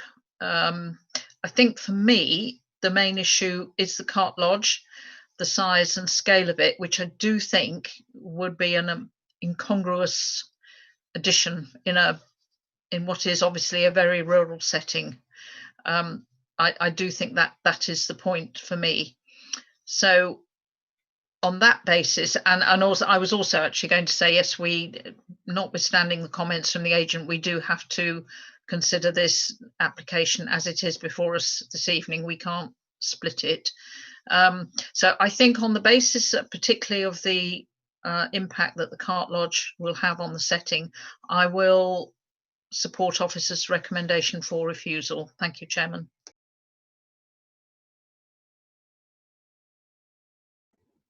Councillor Abbott. Thank you. I don't think the fallback argument really carries any weight, because to have a fallback, you have to have something that's known and deliverable. In this case, what might be allowed under PD is something we can't see a window into. It's, you know, as the officers have said, we don't know what the exact curtilage is. We don't know what the view would be taken of a particular proposal if it came forward, if it was PD or not. So I don't think there is such a fallback.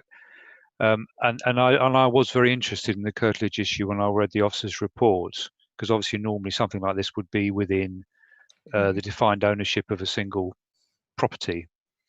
So that bit I'm fairly clear on. As regards the access, it was stated that county didn't have a problem, and I appreciate the access is going to be in the sort of same vicinity as the existing one, but there's a telegraph pole there. Did county not have any view on the fact that this access would be immediately adjacent to a telegraph pole coming out onto that road?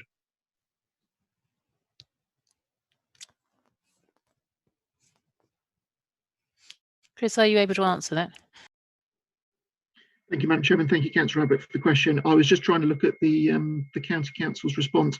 I don't think it was specifically mentioned within their response, but you're absolutely right. It would be in the area of zone for the new access. That's something else that would need to be reaccommodated effectively. Yeah, because I mean that doesn't appear to have been assessed at all. And normally, a piece of utility infrastructure like that, within the display of an access or very close to it, I think would be normally considered. Thank you. No, I don't believe it was considered. Certainly not on their letter. I think you're right, Councillor Abbott. Councillor Mann. I agree with both previous speakers who make, I think, very, very sound points. So I agree with Councillor Spray that for me the clincher is the car lodge, which is large, and I don't think you can describe it as subordinate in any way. So that I think that would fall on that policy alone, and I do believe it would be perceived as intrusive because, you know, of its bulk and scale. I'm agnostic about the access,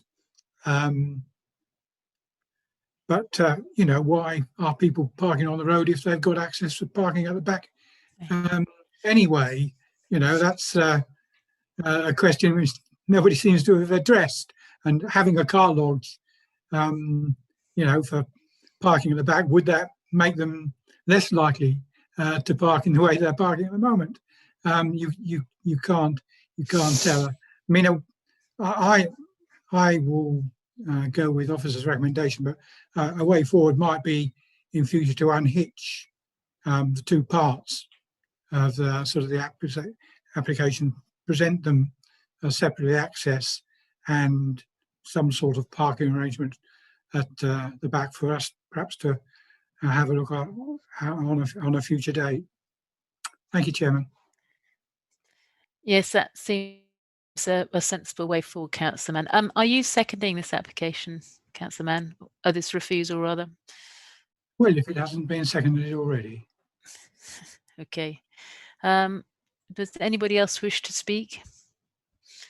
I take that's a no then. So it has been moved by Councillor Spray and seconded by Councillor Mann that we refuse this application, and I will now put it to the vote. So Councillor Abbott. For refusal. Councillor Bowers. For. Councillor Cunningham. For. Councillor Horner. For refusal. Councillor Johnson. For refusal. Councillor Mann. For refusal. Councillor Monday. For refusal. Councillor Ritchie. For refusal. Councillor Mr Spray. For refusal. And Councillor Wrench. For refusal. That application has been refused, members. Well, that brings us to the end of our meeting. Thank you very much for attending, and thank you to the officers. Nearly fairly late, but not as late as we have been in the past. So I wish you a good night and hand over to Emma. Thank you, Chairman. Before I ask the webcast to terminate broadcast, please can I remind members that we will retain performance data to your connection to this meeting. This is retained just in case we have a legal challenge to the way we've held this meeting this evening. Webcasting officer, can you confirm that the broadcast has now ceased?